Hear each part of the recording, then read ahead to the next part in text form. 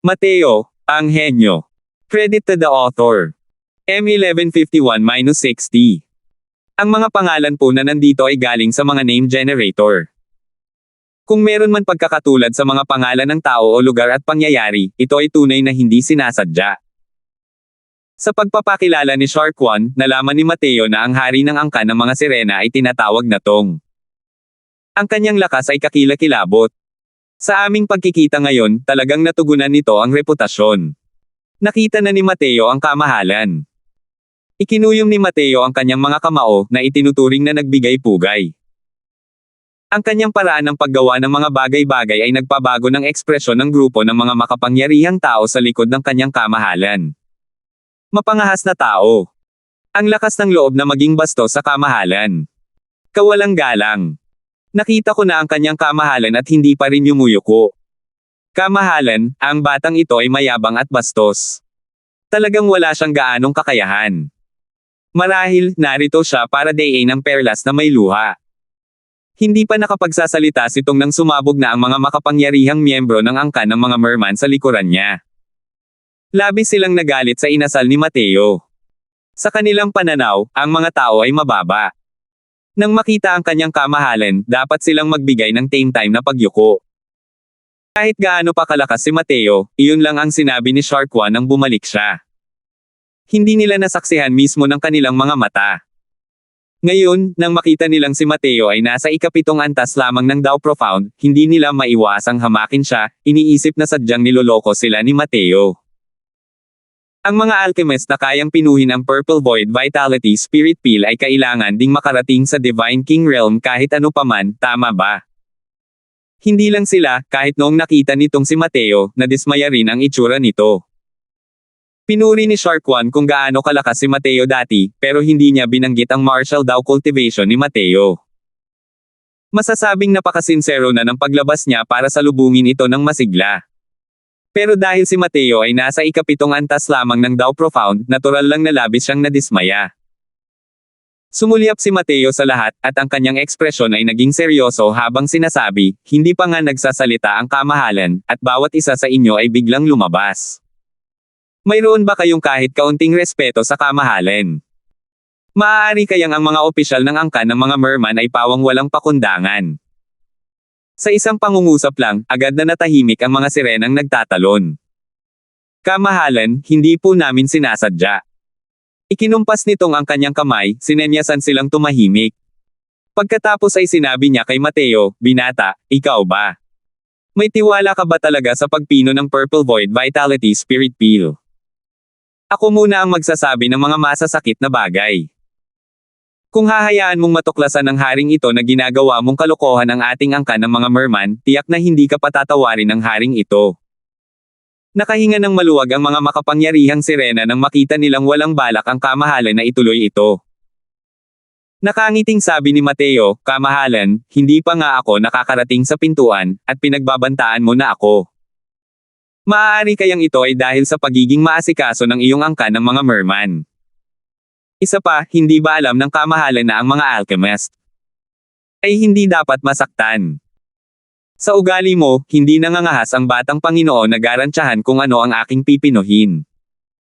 Ayaw talaga ni Mateo na maging mapang-asar. Sino ang mag-aakala na ang grupo ng mga taong ito ay lalong lumala? Nakita niya noong una na personal na tinanggap ito nitong at medyo naantig pa nga. Hindi niya inakalang isa rin pala itong suplado. Kung hindi dahil sa perlas na may luha, aalis na sana siya ng walang palm. Natural lamang na hindi dapat masaktan ang mga alchemist. Dahil napakadali para sa kanila na gumawa ng isang maliit na palihim na panlilinlang gamit ang medicinal pill.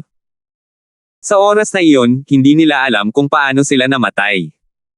Minaliit din nitong si Mateo. Kung hindi, hindi rin niya sasabihin ang mga ganoong salita. Nagbago ang ekspresyon ng mukha ng lahat dahil sa sinabi ni Mateo. Isa itong lantara na banta. Sa mundong ito sa ilalim ng dagat, mayroong isang taong nang-ahas na takutin ang hari ng angkan ng mga merman. Tunay na walang ideya tungkol sa kamatayan o panganib. Ang lakas ng loob mong takutin ang haring ito. Nanlilisik ang mga mata nitong. Isang nakakatakot na aura ang bumalot kay Mateo. Gayunpaman, nang dumating ang aura na ito sa harap ni Mateo, ito ay direktang naglaho sa wala, na parang hindi pa ito lumitaw noon. Nang makita ang eksenang ito, hindi mapigilan ng dalawang mata nitong ang pagbelang ng kanyang loob, at isinantabi ang kanyang hanggaring mang insulto. Tila hindi kasing simple nang sa panlabas na anyo ang binatang ito. Sa tabi, nakita ni Shark One na tila wala na sa kontrol ang sitwasyon kaya dali-daling humakbang paarap para lutesin ang awkwardness sa pamamagitan ng pagsasabing, haha, lahat, kumalma kayo, kumalma kayo. Kamahalan, si Master Crosswell talaga ang pinakamakapangyarihang alchemist na nakita ng opisyal na ito, wala ni isa. Hindi ba't may parirala ang mga tao na tinatawag na, siyang is Bolivang? Hindi personal na nakikita ang kanyang lakas, paano ito madaling may kikaila. Sumulyap si Tong sa kanya at malamig na sinabi, sige.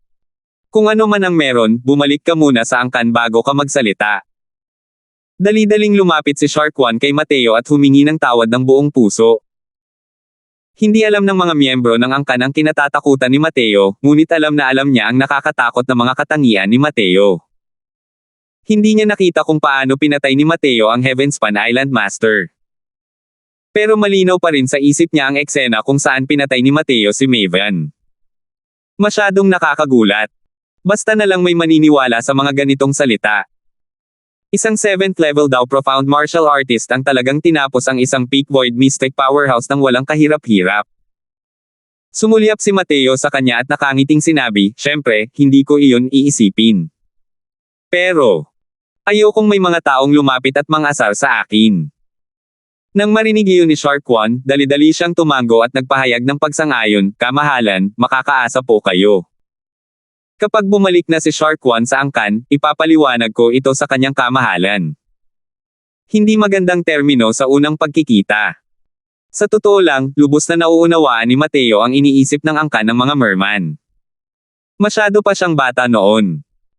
Napakadaling magbigay ng impresyon sa mga tao na hindi mapagkakatiwalaan ang mga kabataan sa mahahalagang gawain. Sa totoo lang, hindi lang minsan o dalawang beses niya naranasan ang ganoong bagay. Hanggat hindi kikilos ng bulag ang mga taong ito at hindi siya pinupukaw, maaaring pag-usapan ang lahat.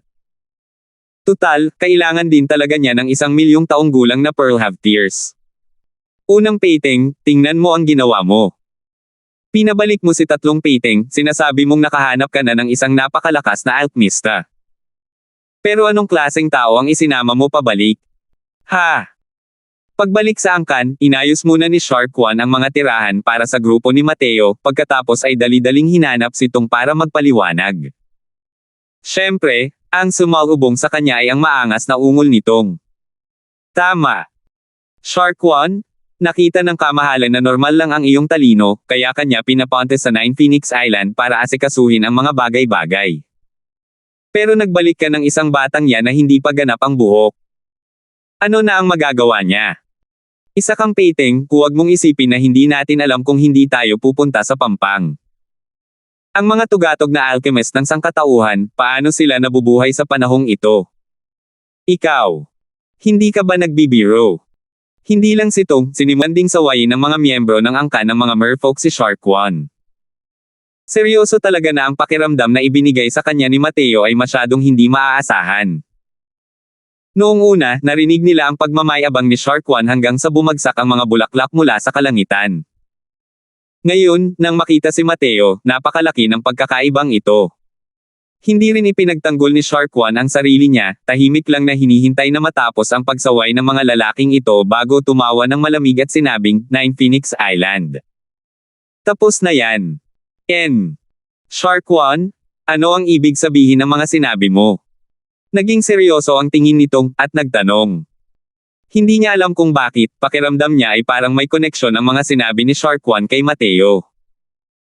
Yumuko si Shark One kay Tong, saka isinalaysay ang mga pangyayaring naganap sa Nine Phoenix Island ng eksakto kung ano talaga ang nangyari. Imposible. Si Maven ay kapatid sa dugo ng hari ng Black Shark Clan. Ang kanyang cultivation ay bahagyang mas mababa lamang kaysa sa hari ng Black Shark Clan. Paano siya mapapatay ng isang simpleng 7th level daw profound na tao? Isa kang painting, ang iyong kakayahang lumikha ng mga kwentong walang kabuluhan ay lalong nagiging kahanga-hanga. Mukhang nasa mga 30 taong gulang na ang batang yan. Kahit disente ang lakas niya, sabihin na nating kalokohan ang pagpatay kay Maven. Nakilala ni Shark One ang mga miyembro ng angkan at nagtatanong pagkatapos niya sa pagkukwento. Sa pagsasabi ng ganitong mga salita, wala ring maniniwala. Gayunpaman, nawala sa isip si Tong. 11:52. Sinasabi mo bang bawal ang 20 talampakan sa harap niya? Tanong nitong nang nakakunot ang noo. Tumango si Shark One at sinabing, tama. Noong nilalampasan ni Master Crosswell ang Tribulation, napakaraming tao ang nanunood. Ang kapangyarihan ng makalangit na Tribulation na iyon ay talagang kapantay ng all-out na atake ng isang Void Mystic Powerhouse.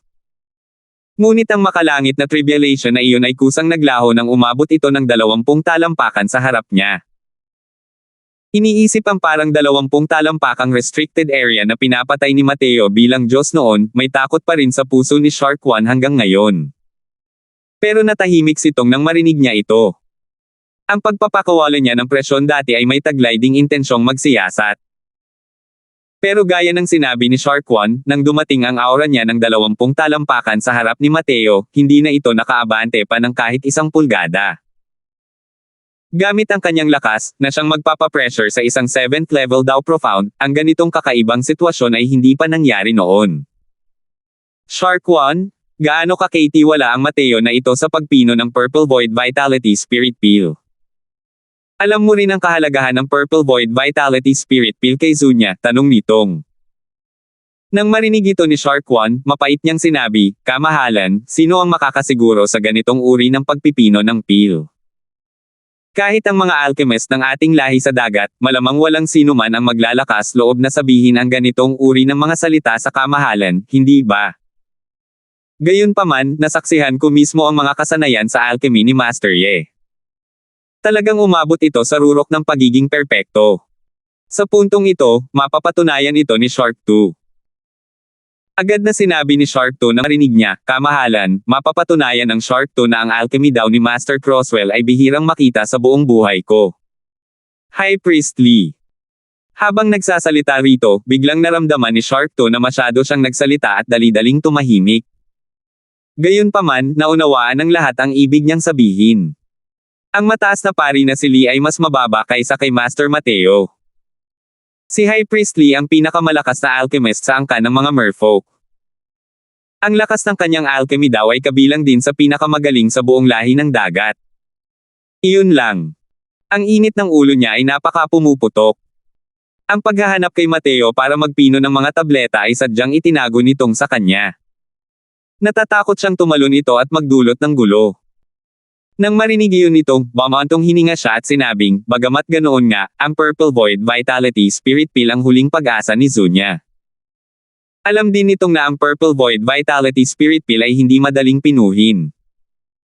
Ngunit nawala siya sa kanyang pag-aalala at medyo nawala ang kanyang kahinahunan ng ilang sandali. Mga pildores na panggamot na may mistiko na grado, ilang alchemist ang nangahas na garantyahan na kaya nilang 100% itong pinuhin. Ang Purple Void Vitality Spirit Peel ay hindi isang ordinaryong medicinal peel. Kahit si Mateo ay nakita lang din ito sa mga talaan. Hindi mo ari ang hirap ng pagpino. Kalimutan ng 100%. Ang mga alchemist ng lahi ng dagat ay walang kahit 5% na katiyakan. Habang nakikinig sa nakita at narinig ng Shark One sa Nine Phoenix Island, ang mga makapangyarihang merfolk na iyon ay parang nakikinig sa isang kwentong engkanto. Kalahating nagdududa pa rin sila, kalahating naniniwala. Kayang ang isang 7th level daw profound human martial artist ay may ganitong kakilakilabot na lakas ng martial daw at lakas ng alchemy daw. Parang isang fairy tale pa rin ito kahit anong mangyari. Pero hindi rin sila nag-alala. Ang alchemy, ang ganitong uri ng bagay, ay nangangailangan ng isa upang maipakita ang kanilang tunay na kakayahan. Kung matutuklasan nila na nandito lang pala si Mateo para dayin ang Pearl Have Tears, tiyak na magiging napakalungkot ng kahihinatnan niya. Ang malaking grupo ng mga taong ito ay nag-uusap tungkol sa mga opisyal na bagay nang biglang, may isang nasasakupan na nag-uulat ng natatarantang. Kamahalan, hindi maganda. Hindi maganda ang mga bagay-bagay. Naging matamlay ang ekspresyon nitong, at pinagalitan niya, para saan ba nagsisimula ng malaking gulo. Hindi mo ba nakikita na pinag-uusapan natin ang mga opisyal na gawain? Sabi ng nasasakupan na iyon, mataas na parili, siya. Hinamon niya ang alkaimiko na iyon. Nagbago ang ekspresyon ng lahat dahil sa mga sinabi ng nasasakupan na iyon. Nandilim ang mukha nito, at sinabi niya, hindi ba't sinabi ko nang walang sino man ang dapat magsabi sa kanya? Anong problema ninyong lahat? Sino ang nagpakawala nito sa kanilang mga bibig, binugbog sila hanggang mamatay para sa akin. Sandali lang, kamahalan. Dahil gusto siyang hamanin ng mataas na pari na si Lee, bakit hindi natin? Itulak ang bangka sa agos, at masaksihan ng kaunti ang lakas ng kanyang alchemy daw. Sa pagkakataong ito, pinigilan si Tong ng isang matanda. Nagliwanag ang mga mata nitong, naisip niyang maganda ang ideyang ito. Pero nagbago ang ekspresyon ng Shark One sa tabi. Ngunit nang makita niya ang masiglang anyo ng kanyang kamahalan, matinong itikom niya ang kanyang bibig. Alam niya na kung hindi niya hahayaang tingnan nila ang lakas ni Master Crosswell, hindi sila susuko. Pagkarating sa tirahan, pinag-aralan ni Mateo ang Black Tortoise Treasure Body Divine Art. Ang pamamaraang ito ng cultivation ay tunay ngang walang kapantay ang kapangyarihan. Kung kaya niyang cultivate ang kabanata ng human path patungo sa kaharian ng Tier Siyam na Great Circle of Perfection, halos hindi ito tinatabla ng mga talim at espada. Maliban na lang kung ang 10 dakilang banal na hari, ang mga ganitong uri ng makapangyarihang tao na nakakaunawa sa mga batas ng banal na Dao, kahit na tumayo siya roon at hindi gumalaw, malamang ay hindi man lang kayang labagin ng mga ordinaryong martial artist ang kanyang mga depensa. Ang husay sa pagtatanggol ng angkan ng mga itim na pagong ay tunay ngang makapangyarihan hanggang sa nawalan na ng pag-asa ang mga tao. Hindi lang madaling linangin ang pamamaraang ito ng paglilinang. Kahit na napakalawak ng abot tanaw ni Mateo at napakaganda ng kanyang pundasyon, hanggang ika-5 antas lamang ang kaya niyang linangin. Napakalayo pa rin ang distansya mula sa ika-9 na antas. Putok-putok-putok. Bigla, sunod-sunod na katok ang pumutol sa pag-iisip ni Mateo. Nagkunot ang noo ni Mateo. Halatang hindi siya natuwa sa ganitong uri ng pang-aabala.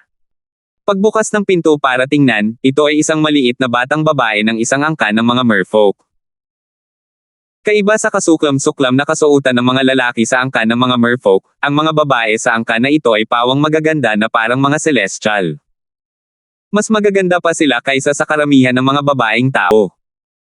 Ang binibining ito sa harap niya ay ang babaeng isinaayos ni Shark One para mamahala sa kanyang pang-araw-araw na buhay at mga matutuluyan, na nagngangalang Lexi. Sa batang babaeng ito, lubos pa ring nasisiyahan si Mateo. Siya ay maganda, masunurin, at napakamatino. Tinagubilinan niya itong huwag pumunta at manggulo. Maaari kayang may nangyari. Hindi pa nauunawaan ni Mateo ang nangyayari kaya kinaladkad siya palabas ni Lexi. Habang tumatakbo, ipinaliwanag niya, kamahalan, dalian mo po ang pag-alis.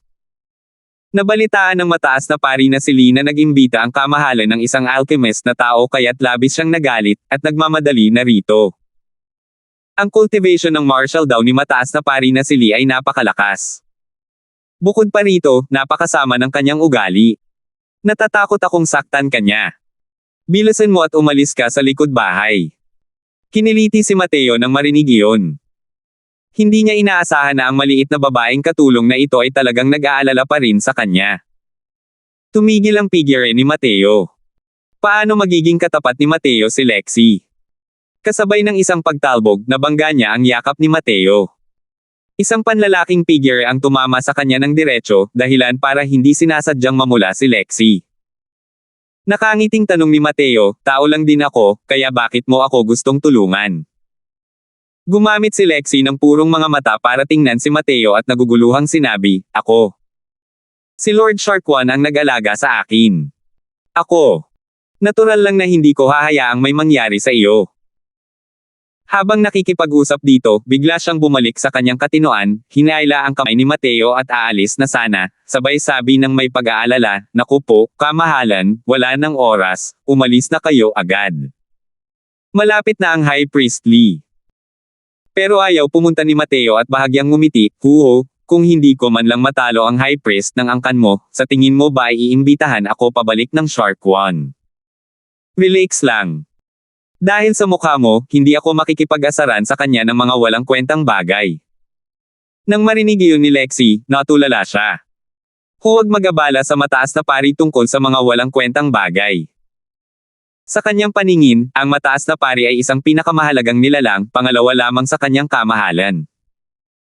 Ngunit ang binata na ito sa kanyang harapan ay mukhang mga 30 taong gulang lamang kahit ano pa ang hitsura ng isang tao. Anong karapatan niya para magsabi ng mga ganitong masasakit na salita? Pero naramdaman din ni Lexi na ang sinabi ni Mateo ay lubos na makatwiran. Kung pakiramdam ni Lord Shark One ay mas mababa si Mateo kaysa sa High Priest, bakit niya ito iimbitahan pabalik? Habang nag-aalangan si Lexi, mabilis na lumapit ang High Priest na si Lee. 11:53. Nasaan ang alchemiko ng tao?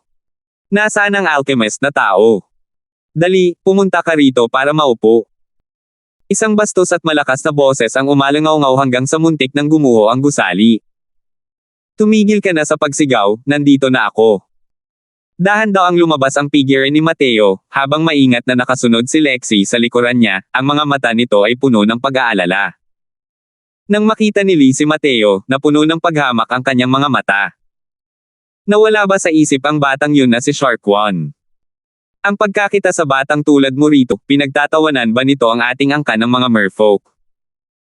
Napagkasunduan na ng kamahalan ang posisyong ito at tutulungan sana si Zunya na pinuhin ang Purple Void Vitality Spirit Peel. Gugulo ba itong si Shark One? Parang isang matunog na kampana ang boses ni Lee, nakakagulat hanggang sa sumakit ang eardrums ng mga tao.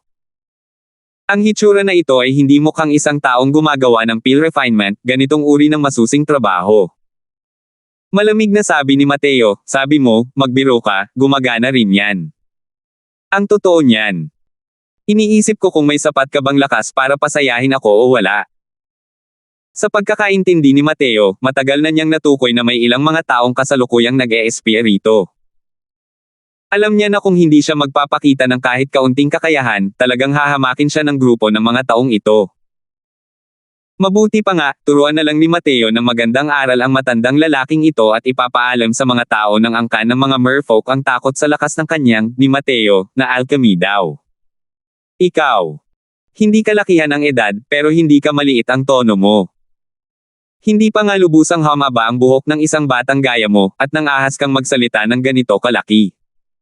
Noong una, akala ko pa nga ay nag-imbite ng mga eksperto ang Shark One na punk na iyon. Dahil nakita kita, wala akong ganang kumilos.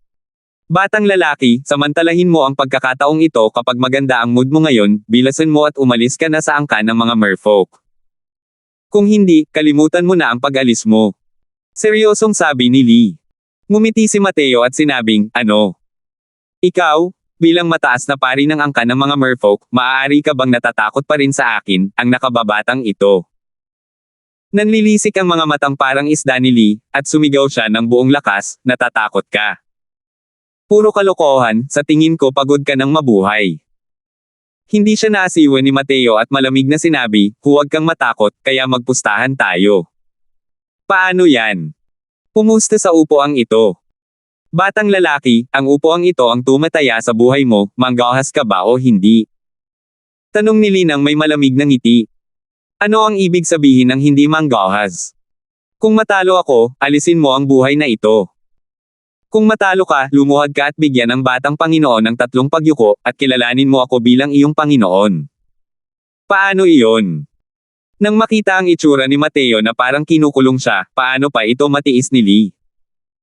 Sumigaw siya, magkumpit ka, matatakot ba sa iyo ang upuan na ito, yung batang yun? Habang sinasabi niya, umikot ang kanyang malaisdang mga mata, at sinabi niya ng may malamig na ngiti, nako, naglagay ka ba ng patibong para sa upuang ito? Huwag mong sabihin sa akin na nakikipagkompetensya tayo sa pagpino ng mga pildores na panggamot ng tao. Hindi gagana ang upuang ito. Mabuti na para sa mga alchemist ng lahing dagat na mahusay na mapino ang mga pildores na demonyo. Imposibleng pahirapan nila ang mga gamot na pangtao. Walang pakialam na sabi ni Mateo, maglaban kayo sa mga pildores na demoniko. Kung tungkol naman sa formula ng pildores, ikaw ang pipili. Nandilim ang mukha ni Lee. Simula pa lang ay minamaliit na siya ni Mateo. Bilang taas na saserdote, paano niya natitiis ang ganitong nakakapukaw na damdamin? Hahaha, napakayabang naman ng batang to. Pinabayaan mo ba ang upuan na ito na pumili ng formula ng tableta, hindi ka ba nagsisisi? Galit na galit si Lee sa inasal ni Mateo. Nagkibit balikat si Mateo at sinabing, walang pagsisisi, ang salitang ito, sa diksyonaryo ng Batang Panginoon na ito. Pumili ka lang ng isa na magaling ka. Para sa Batang Panginoon na ito, walang pagkakaiba. Magaling, mayabang. Dahil wala kang ideya kung ano ang buhay o kamatayan, makipagkumpetensya ka sa Demon Whirlpool. Huwag mong sisihin ang upuang ito sa pang-aapi sa iyo. Kung hindi mo alam ang formula ng tableta, maaaring bigyan ka ng matandang ito ng 3 araw para mahinuha ang formula ng tableta, sabi ni Lee. Nang marinig ito ni Mateo, kiniliti siya. Medyo mainitin ang ulo ng matandang ito, pero parang kapareho lang niya si Shark One. Napakadalisay ng kanyang mga iniisip. Gusto pa nga niya itong bigyan ng 3 araw para maisip ang formula ng gamot. Gayunpaman, ang Demon Whirlpool na ito ay isa lamang napaka-ordinaryong tier 9 na demonic pill. Hindi ito gaanong mahalaga. Natural na alam ni Mateo ang formula ng tableta. Kaagad, malamig na sinabi ni Mateo, hindi na kailangan, simulan mo na ngayon. Gang! Direktang inilabas ni Mateo ang Dragon Sovereign Cauldron at sinimulang pinino. Ang Demon Whirlpool ay isa lamang ordinaryong demonic pill. Hindi nagkulang si Mateo ng mga gamot na kailangan nito sa loob ng kanyang storage ring. Hinalughog niya ang buong Immemorial Medicine Garden. Napakarami at hindi mabilang ang mga gamot na nasa kanyang storage ring. Hanggat hindi naman ito masyadong mahalagang mga gamot sa espiritu, hindi naman talaga siya nagkukulang. Gayunpaman, nang makita ni Lee ang eksenang ito, nanlaki ang kanyang mga mata. Bago ang pagpino ng mga tableta, hindi ba't kailangan munang maligo at magsunog ng insenso, magnilay-nilay para makapag-concentrate? Ito. Anong klaseng pagpipino ng tableta ito? Bukod pa rito, paglabas niya, hindi niya dala ang mga gamot na espiritu ng Demon Whirlpool. Sa oras na ito, kaya niyang tumayo sa isang tabi ng walang ekspresyon, at panoorin si Mateo na pinoproseso ang mga tableta. Hehe, tingnan ninyo lahat. Ang alchemist na ito ay nagpapakita ng kaunting kakayahan sa harap ng isang eksperto, sa harap ng mataas na pari. Ang high priest ay isa sa pinakamahuhusay na alchemist sa buong lahi ng dagat. Ang taong ito ay isa lamang 7th level daw profound. Kung ikukumpara sa high priest, masyado siyang kulang, di ba? Hindi ba't ganoon? Nabalitaan kong ito ang alchemist na inimbitahan pabalik ni Lord Shark One, na nagsasabing pinuhin ang Purple Void Vitality Spirit Pill para sa Young Patriarch. Hindi ba't kalokohan lang ito? Sa oras na ito, maraming mga katulong din ang dumagsa. Gayunpaman, malinaw na hindi sila optimistiko tungkol kay Mateo.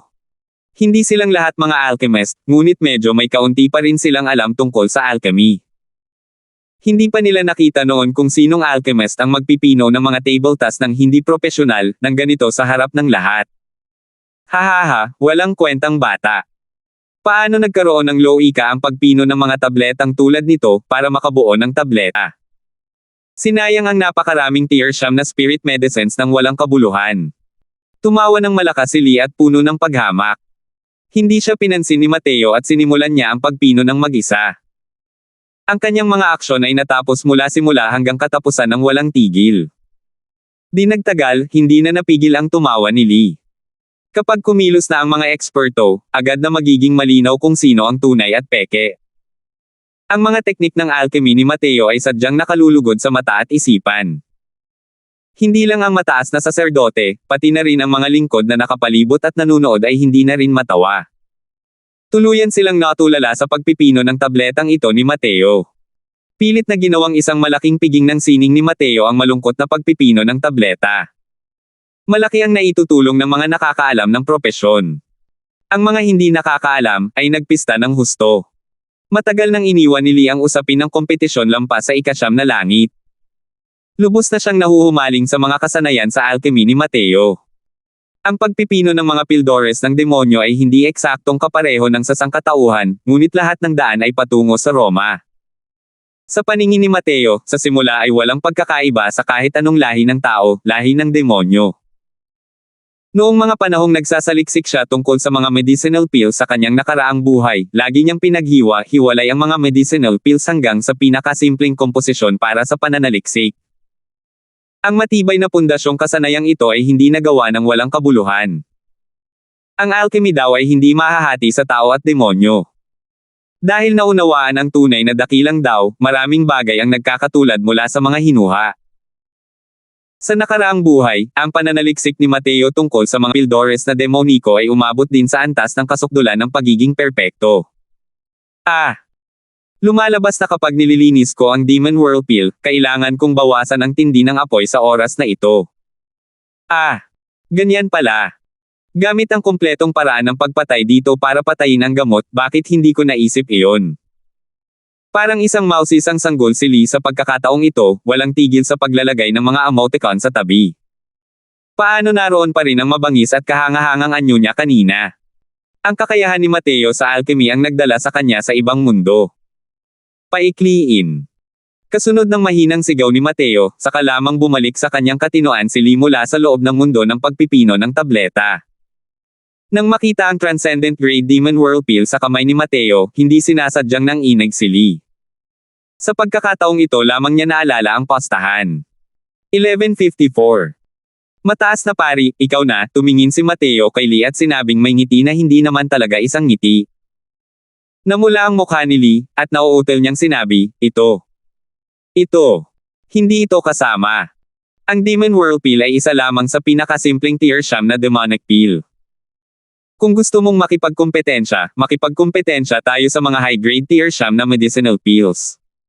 Ang bastos talaga ng kinikilos ng Lee na ito. Mataas na pari, ang Demon Whirlpool ay iminungkahi mo mismo.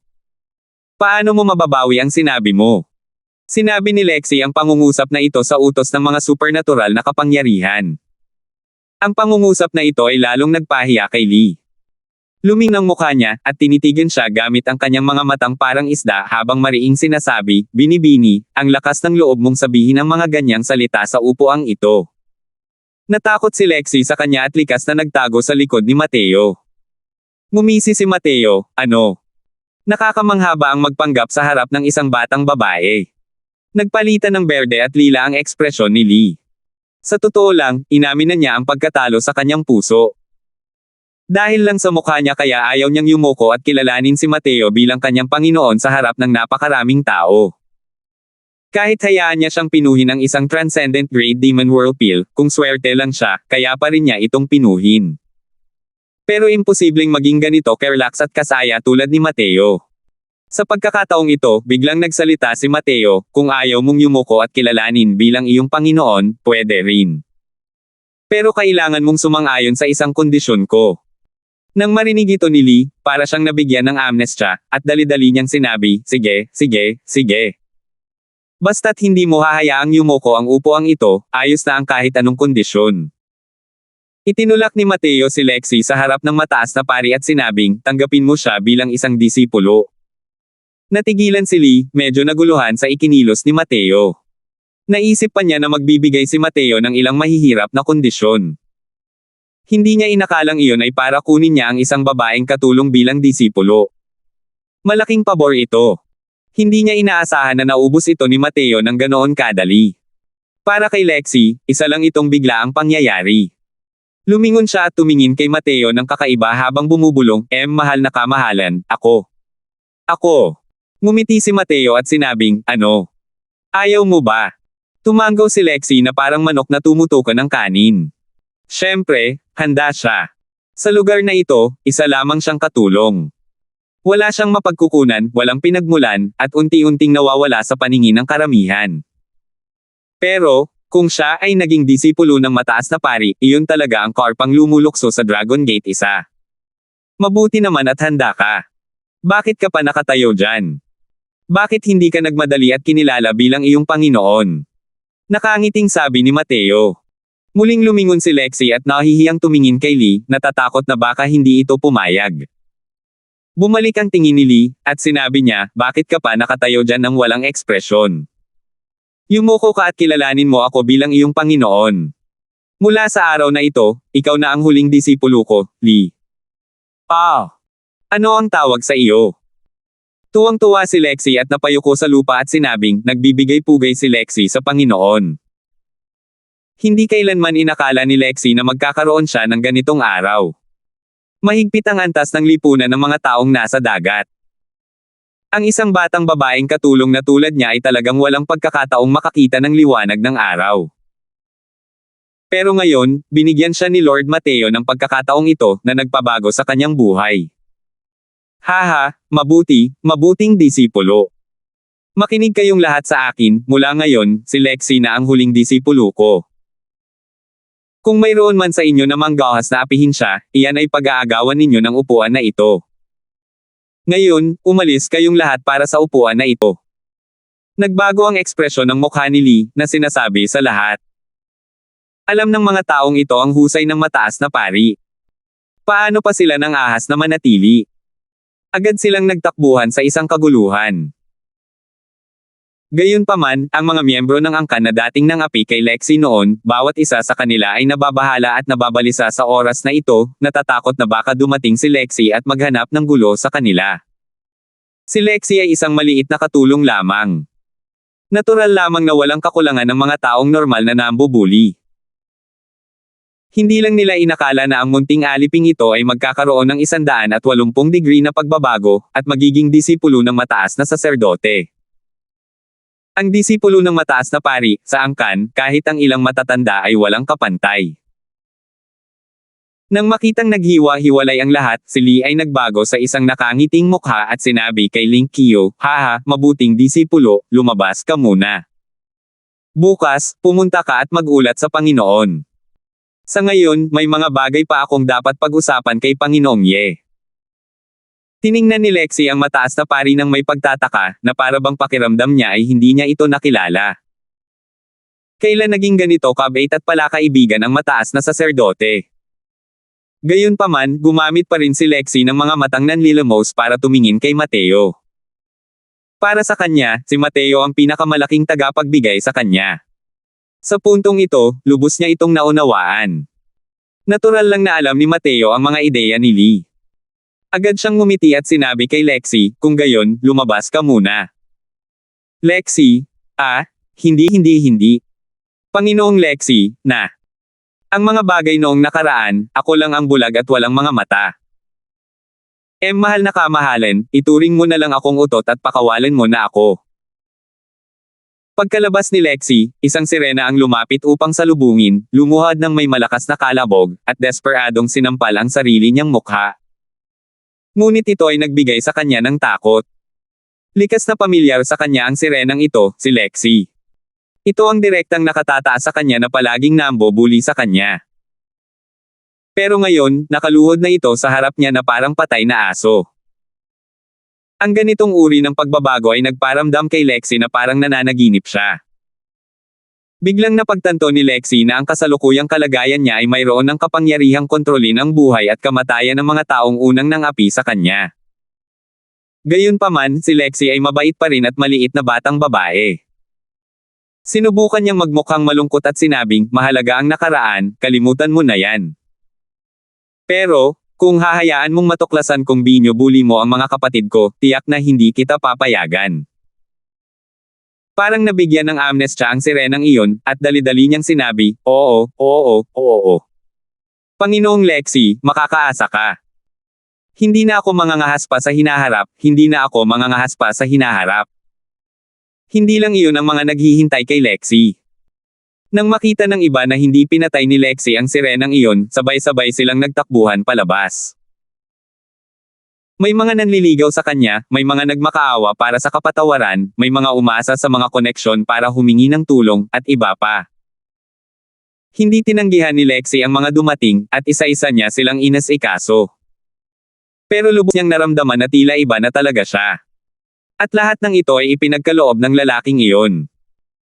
Mula sa kaibuturan ng kanyang puso, nagpasalamat si Lexi kay Mateo. Pagkaalis ni Lexi, masunaring sinundan ni High Priest Lee si Mateo papasok sa silid. Nang makitang nakaupo na si Mateo, ginawa ng punong pari na si Lee ang lahat para mapasaya siya at nagkusa na magtimpla ng tsaa para kay Mateo. Kung makikita ng ibang tao ang eksenang ito, malamang mahuhulog ang mga mata nila. Ang mainitin ng ulong mataas na saserdote ay naghain pa nga ng tsaa para sa isang tao. Tinanggap ni Mateo ang tsaa na iniabot ni Lee at malamig na sinabi, kung ano ang hindi mo maintindihan, magtanong ka na. Kung ang hitsura mo ay nakita ng mga kamag-anak mo, hindi ba nila lilipulin ang binata na ito? Tinitigan ng masama ni Lee at galit na sinabi, nang ahas ba sila? Kaagad pagkatapos, nagbago ang ekspresyon niya at maingat na nagtanong, ang Demon Whirlpool na iyon. Paano pa rin ito mapapaganda ng ganoon? Ngumiti si Mateo at sumagot ng tanong, bakit hindi ito pwedeng pinuhin ng ganoon? Gayunpaman, gamit ang pamantayan ng iyong alchemy daw, mas mabuting huwag ka nang mag-isip papansamantala. Ang pinakamataas na kahusayan ni Mateo ay naitatag sa kanyang napakatibay na pundasyon ng mga kasanayan. Ang ganitong antas ng pagpipino ay hindi kayang makamit ni Newman. Hindi isinasaalang-alang ang ibang mga bagay, para gustuhin ni Lee na pinuhin ang isang Demon Whirlpool, kailangan din ito ng kahit man lang 3 araw pataas. Pero mahigit 2 oras lang ang ginamit ni Mateo at tapos na siya. Dahil din sa pagiging pino sa pagkakataong ito kaya alam ni Lee kung gaano kalaking pagkakaiba ang namamagitan sa kanya at kay Mateo. Bagamat ayaw niyang kilalanin si Mateo bilang kanyang Panginoon dahil sa kanyang mukha, kung makukuha niya ang gabay ni Mateo, maaari siyang makakuha ng malaking benepisyo. 11:55 Shark 1. Ang bagay na ito, napakahusay ng ginawa mo. Ang pagpapahintulot sa iyo na pumunta sa 9 Phoenix Island ay tunay na isang matalinong desisyon. Itong si Master Crosswell, ang haring ito ay lubos na nasisiyahan. Nang masaksihan ang lakas ni Mateo, tuluyan ng gumaan ang pagkakakunot ng noo nitong. Nabalitaan niya na ang mataas na pari ay palaging nakapaligid kay Master Crosswell nitong 2 araw na parang isang maliit na katulong, hinahanap-hanap ang pagtawag sa Master ng salitang ito. Ngumiti si Shark 1 ng simple at tapat ng marinig iyon at sinabing, napakabait ng kamahalan. Ito. Ang Purple Void Vitality Spirit Pill ay hindi pa napipino. Hindi nangangahas na angkinan ang kredito ni Shark 1. Tungkol sa Shark 1, labis na nasiyahan si Tong. Nang makitang napakahinhin talaga ni Shark 1, mas lalo siyang nakaramdam ng kaaya-aya sa paningin kahit ano pa ang hitsura ng isang tao. Kung makakabawi si Zunya sa pagkakataong ito, gagantimpalaan kita sa pagpasok sa lupang ninuno at pag-unawa sa mga banal na inscription. Tuwang-tuwa na sabi ni Tong. Nang marinig ni Shark 1 ang sinabi niya, bigla na lang bumilis ang tibok ng puso niya. Isang makapangyarihang tribo tulad ng angkan ng mga merfolk, ang kanilang mga ninuno ay mayroon ding mga makapangyarihang kapangyarihan sa deity realm. Ang kanilang mga pamana ay lubos na napreserba. Ngunit ang manang ito ay hindi maaaring maubos ng walang pagmomoderate. Ang mga kota para sa pagpasok sa lupang ninuno ay lubhang limitado rin sa bawat pagkakataon. Sa kasalukuyang lakas ni Shark 1, hindi pa ito sapat para makapasok sa lupang ninuno. Pero dahil natagpuan niya si Mateo sa pagkakataong ito at nakuha ang pagsang-ayon nitong, natamo niya ang gantimpala ng pagpasok sa lupain ng kanyang mga ninuno. Paanong hindi siya nito mapapaiyak sa tuwa? Maraming salamat po, kamahalan. Balisang sabi ni Shark 1. Napatingin ang lahat ng miyembro ng angkan kay Shark 1 nang may matinding inggit, iniisip sa loob-loob nila na talagang sinuwerte ang lalaking ito. Ikinumpas nitong ang kanyang kamay at sinabing, naipadala na ba ang formula ng tableta kay Master Crosswell? Sabi ni Shark 1, naipadala na. Sabi niya simula bukas, iisipin niya ang formula ng tableta at mag-iisa sa loob ng 10 araw. Sa 10 araw na ito, walang sino man ang pinapayagang mang-istorbo sa kanya. Tumanggaw si Tong at sinabing, sige. Bukas, dalhin mo siya sa Emerald Tranquil Pavilion para sa isang pribadong lugar, pagkatapos ay personal mo siyang bantayan. Sa loob ng 10 araw, walang sino man ang pinapayagang mang-istorbo sa kanya. Opo, kamahalan. Tinanggap ni Shark 1 ang utos at umalis. Para kay Mateo, ang pagpino ng isang medicinal pill na hindi pa niya napino noon ay isang malaking hamon din. Ang Purple Void Vitality Spirit Pill ay hindi isang ordinaryong mystic grade medicinal pill. Medyo mahirap ang pagpino nito. Sa puntong ito, malinaw na malinaw sa kanya. Itinuring din si Lee na halos hindi niya naabot ang hangganan ng pinakamataas na antas ng Alchemy Emperor. Ngunit sa kanyang lakas, wala siyang kahit 5% na katiyakan. Kung hindi dahil doon, hindi sana umabot sa puntong nawala ng pag-asa si Tong. Dahil nabasag ang panloob na core, katumbas ito ng pagkabasag ng dantian ng isang martial artist. Ang isa ay halos katumbas na ng isang pile. Gayunpaman, hindi lamang nagawang ayusin ng Purple Void Vitality Spirit Pill na ito ang inner core, kaya pa nitong mabawi ang 50% ng lakas ng demonyo. Ang natitirang 50%, hanggat gumugol ang isa ng 100 taon, maaari pa rin nila itong linangin muli. Siyempre, ito ay epekto lamang ng medisina ng isang mataas na uri ng Purple Void Vitality Spirit Pill. Kung tungkol sa superior grade, kahit transcendent grade, ang Merfolk clan ay hindi nang ahas na umasa. Tutal, ang ganitong uri ng malabong gamot, pati na rin ang napakataas na antas ng kahirapan sa pagpipino, halos walang sinuman sa mundo ang makakapino nito. Ang mataas na grado ay ang pinaka-ideal na sitwasyon. Ang alchemist na lumikha ng Purple Void Vitality Spirit Pill ay tunay na isang pambihirang talento. Ang mga medicinal pills na kailangan ng medicinal pill na ito ay hindi naman ganoon kalakas ang hatol sa langit, ngunit kaya nitong magpakawala ng ganitong epekto na parang hatol sa langit. Ang formula ng pill na ito ay nagbigay sa akin ng malaking benepisyo. Para magamit ang Mystic Grade Medicinal Pill sa ganitong antas, dapat itong maging isang deity realm powerhouse. Mukhang walang hanggan ang alchemy path. Habang nagsasaliksik tungkol sa formula ng tableta, pinuri rin ni Mateo ang Purple Void Vitality Spirit Pill ng walang katapusan. Sa sobrang talino ng disenyo ng formula ng tableta na ito, kahit si Mateo ay nakikita lamang ang alikabok ng nakasakay sa unahan. Sa mundong ito, isang formula ng tableta na kahit siya ay hindi kayang sabayan, ito ay talagang nagmula sa mga kamay ng isang makapangyarihang deity realm. Hey! Kung hindi lang dahil sa pag-unawa sa Medicine God Soul Canon, ang pagnanasang pinuhin ang medicinal pill na ito ay malamang na hindi talaga magiging madali. Masasabi lang na ang Shark Zoo niya ay pinalad. Nagsimulang tumawa si Mateo sa sarili niya. Matapos ang ilang sandali ng pagkamangha, opisyal nang sinimulan ni Mateo na hulaan ang formula ng tableta. Para mapino ang isang Mystic Grade Medicinal Pill, hindi repolyo ang mga spirit medicine na kailangan. Kahit palibutin ni Mateo ang buong Immemorial Medicine Garden, iisa lang ang set ng mga medicinal herbs na hawak niya. Kung titingnan ang dami ng halamang gamot sa formula ng tableta, halos hindi ito sapat para magamit ng 2 beses sa pag-refine. Gayunpaman, kahit na ito ay 2 pagpipino, para sa isang alchemist, isa pa rin itong napakalaking pagsisikap. Unti-unting kumalat ang puwersa ng kaluluwa ni Mateo. Ang kanyang dagat ng kamalayan ay umiikot ng napakabilis, nahihinuha ang bawat detalye ng pagpipino ng medicinal pill. Sa oras na ito, si Mateo ay nababalot ng isang bola ng gininto ang liwanag. Ito ang malalim at mahiwagang kapangyarihan ng mga batas ng banal na Dao. Sa unang pagkakataon na pinino ang isang formula ng tableta, ang deduksyon ay isang napakahalagang bagay. Ang antas ng tagumpay ng pagpipino ang may pinakadirektang kaugnayan sa kung nagtagumpay o hindi ang deduksyon. Gayunpaman, hindi ito isang simpleng gawain.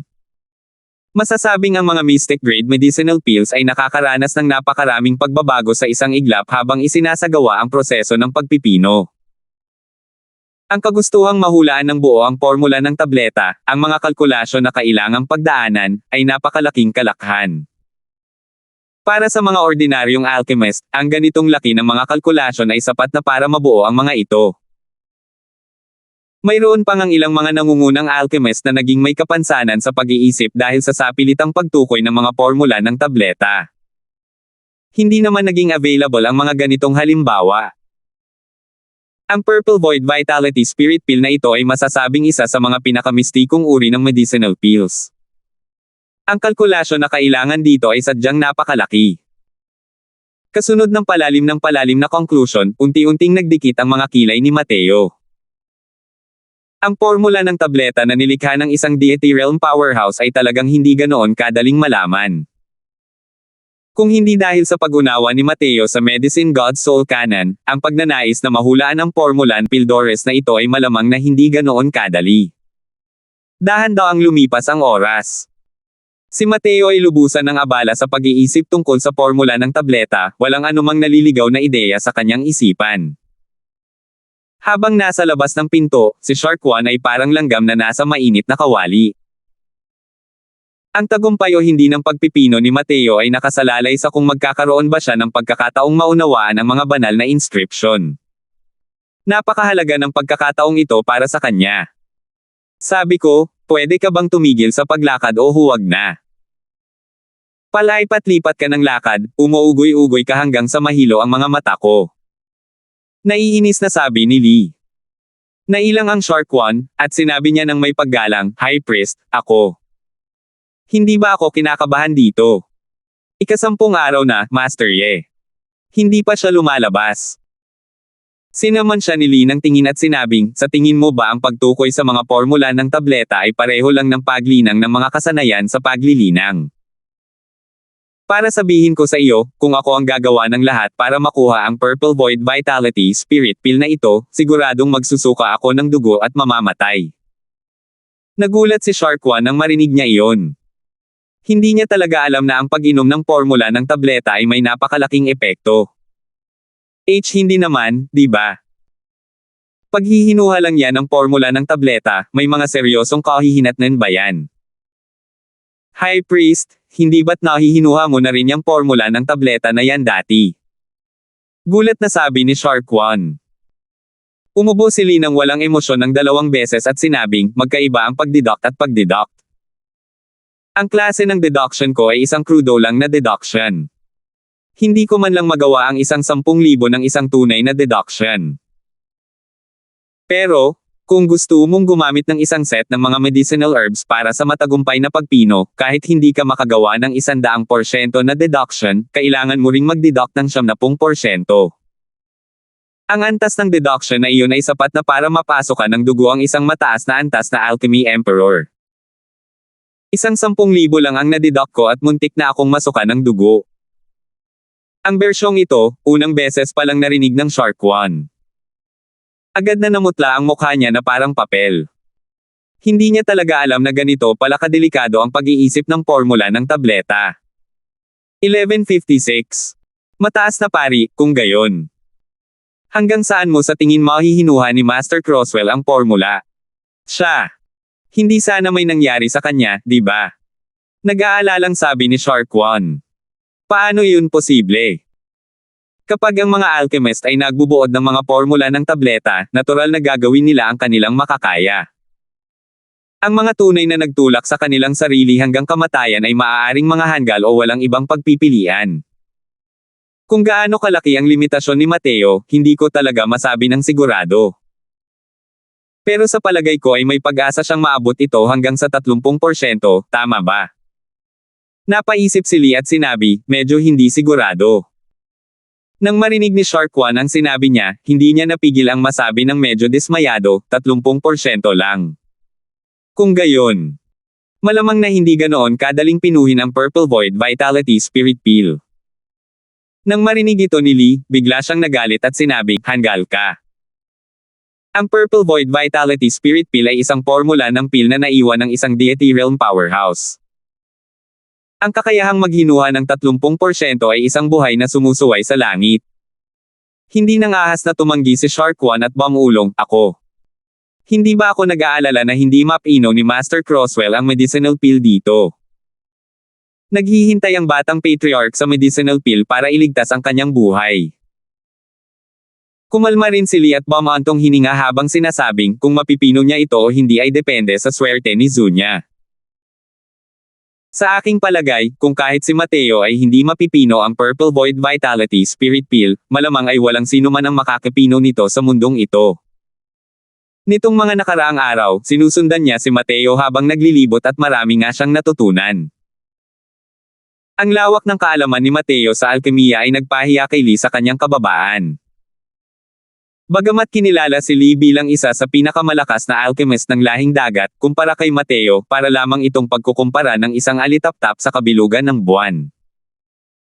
Habang nagbubuntong hininga ang 2 tao, bumukas ang pinto sa likuran nila ng may kalampag.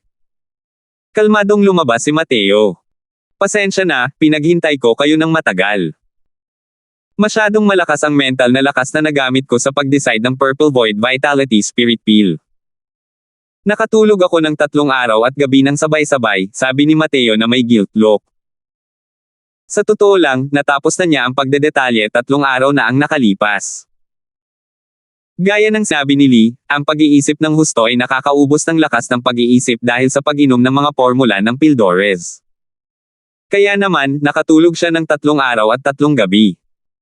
Parang nakakita ng multo ang ekspresyon ni Lee at gulat na sinabi, tapos ka na bang magpahinga sa loob ng 3 araw? Dati ay nahulaan ko ang isang 10,000 at nagpahinga ng buong 10 araw bago gumaling.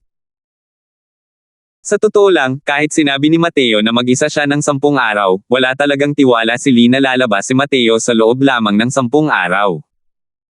Ngumiti si Mateo at sinabing, medyo gumaling na. Mabilis na lumapit si Lee at nagtanong, kung gayon, magkano? Ang nahinuha mo sa loob ng 7 araw. Magkano? Siyempre, nahinuha na ng buo. Ang paghinuha ng buo ay hindi man lang garantiya na mapipino ang isang tapos ng gamot na tableta. Kung hindi mo lubos na mahulaan, may kahulugan pa ba? Sagot ni Mateo na may kasamang tanong. Napabuka ng husto ang bibig ni Lee, gusto sanang magsalita, pero hindi niya alam kung ano ang dapat niyang sabihin. Ano ang kahulugan ng ganap? 100%. Ito ba talaga ay isang bagay na kayang gawin ng mga tao? Malamang nagyayabang ang lalaking ito. Oo, talagang pagyayabang. Kumbinsido talaga siya sa kakayahan ni Mateo sa alchemy. Pero kahit sabihing natuto ng uminom si Mateo ng gamot sa loob ng 7 araw, hindi siya makapaniwala kahit bugbugin pa siya hanggang mamatay. Siyempre, wala siyang kaalam-alam na hindi lang pala umabot sa Great Circle of Perfection ang heart realm ni Mateo, ang kakayahan niyang magkalkula ay higit na nakahihigit sa mga normal na tao, at naunawaan pa nga ng kanyang alchemy daw ang mga batas ng Divine Tao. Kahit mahirap ang pagbawas, hindi pa rin ito kayang pigilan si Mateo. Sige, simulan mo ng pinuhin ang tableta. Hey, matagal ko nang hindi nararamdamang kumukulo ang dugo ko ng ganito. Sapat na ang lakas ng Purple Void Vitality Spirit Pill na ito. Medyo nasasabik na sabi ni Mateo. Para sa kanya, ang mga ordinaryong Mystic Grade Medicinal Pills ay hindi pa kayang makapasok sa kanyang mahiwagang paningin. Sa kasalukuyan niyang lakas sa alchemy, ang pagpino ng Mystic Grade Medicinal Pills ay hindi magiging masyadong mahirap. Pero iba ang Purple Void Vitality Spirit Pill. Matagumpay na napukaw ng gamot na ito ang matinding sigasig ni Mateo mula sa kaibuturan ng kanyang puso. Ang Emerald Tranquil Pavilion ay orihinal na lugar para sa pagpipino ng pill na inihanda para kay Mateo. Sa oras na ito, sa loob ng bulwagan ng Emerald Tranquil Pavilion, puno na ito ng mga makapangyarihang nilalang ng angkan ng mga merfolk. Mayroon pang ang isang batang sirena na nakahiga ng paalang sa malaking bulwagan. Ito ay ang batang patriarka na si Zunya. Walang gaanong pagtutol si Mateo sa mga taong nakapalibot at nanunood. Para sa kanya, kapag nakapasok na siya sa estado ng pill refinement, magko-concentrate siya ng 100% at hindi na kailangang maging katulad ng iba, na itinataboy ang lahat bago nila mapanatili ang isang mapayapang estado ng pag-iisip. Tungkol sa pagkakatagpo ni Shark One kay Mateo, labis pa ring natuwa si Tong. Pero nang talagang pag-usapan ang pagpipino ng tableta, medyo nag-alangan ulit siya. Tungkol sa lakas ni Mateo, wala siyang kahit kaunting pagdududa. Ngunit bilang hari, lubos niyang nalalaman ang takot na nararamdaman ng Purple Void Vitality Spirit Pill na ito. Mula nang masugitan si Zunya, wala pa rin siyang malay hanggang ngayon. Hindi na kinaya ng kanyang mga pinsala ang oras para makahanap ng isa pang set ng spirit medicine. Kung mabaygo ang pagpipino ni Mateo, kamatayan na lamang ang naghihintay kay Zunya. Mataas na pari, sa iyong palagay. Gaano kalaki ang antas ng tagumpay ni Master Crosswell? Hindi napigilan nitong na magtanong. Nagmuni-muni sandali si Lee, ngunit sa wakas ay umiling pa rin siya at sinabing, kamahalan, hindi naman sa nagsasalita ako para kay Mateo, ngunit ang pagnanais na pinuhin ang Purple Void Vitality Spirit Pill sa dalawang pagpipino ay talagang nagpapahirap sa kanya. Kahit na sinabi niyang ganap niyang nahinuha ang formula ng pill, ang deduksyon at pagpipino ay dalawang magkahiwalay na bagay. Kahit na talagang ganap niyang nahinuha ang formula ng pill, sa pagnanais na magtagumpay sa dalawang pagpipino, halos imposible iyon. Pagkarinig sa mga salita ni Lee, hindi sinasadyang nanlumo ang puso nitong. Maaari kayang. Ganito ang nakatadhana para kay Zunya. Kung sakaling makaranas si Zunya ng anumang sakuna, ang Black Shark Clan ang siyang magpapataw ng kapalit kahit na kailangan ko pang isugol ang buhay ko. Nagngalit si Tong sa puot habang nagsasalita. Sumulyap si Lee sa kanya at sinabing, hindi rin kailangang mawala ng pag-asa ang kamahalan. Maaaring hindi mawala ng pag-asa si Zunya. Sa lakas ni Mateo sa alchemy daw, buong pusong kumbinsido ang Lock-Lock ito. Kung may mga taong kayang pinuhin ang Purple Void Vitality Spirit Pill sa mundong ito, walang karapat-dapat maliban sa kanya. Bagamat dalawang pagkakataon lamang sa kanyang lakas, dapat may pag-asa na mapino ang isang depekto na Purple Void Vitality Spirit Pill. Kung maganda ang kanyang swerte, maaaring hindi rin imposible ang mababang grado. Nagliwanag ang mga mata nitong at sinabing, talaga. Tumango si Lee at sinabing, kung ako yan, hindi ko talaga ito mapapaganda. Pero may pag-asa talaga siya. Kaya lang, kung may depekto itong produkto, para mabawi ni Zunya ang kanyang lakas, malamang na kailangan nitong gumastos ng malaking pagsisikap. Habang nakikipag-usap sa likuran, bumantong hininga rin si Lee.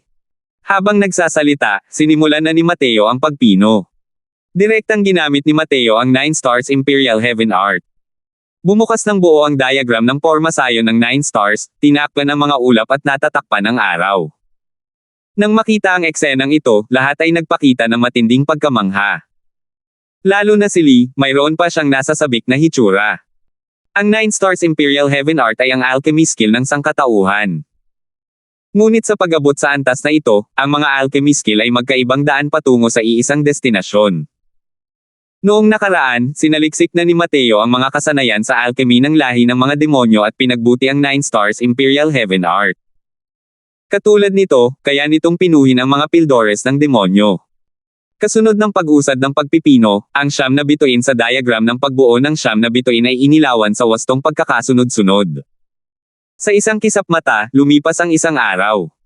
Ang diagram ng pormasayon ng siyam na bituin ay mayroon ng 5 ilaw.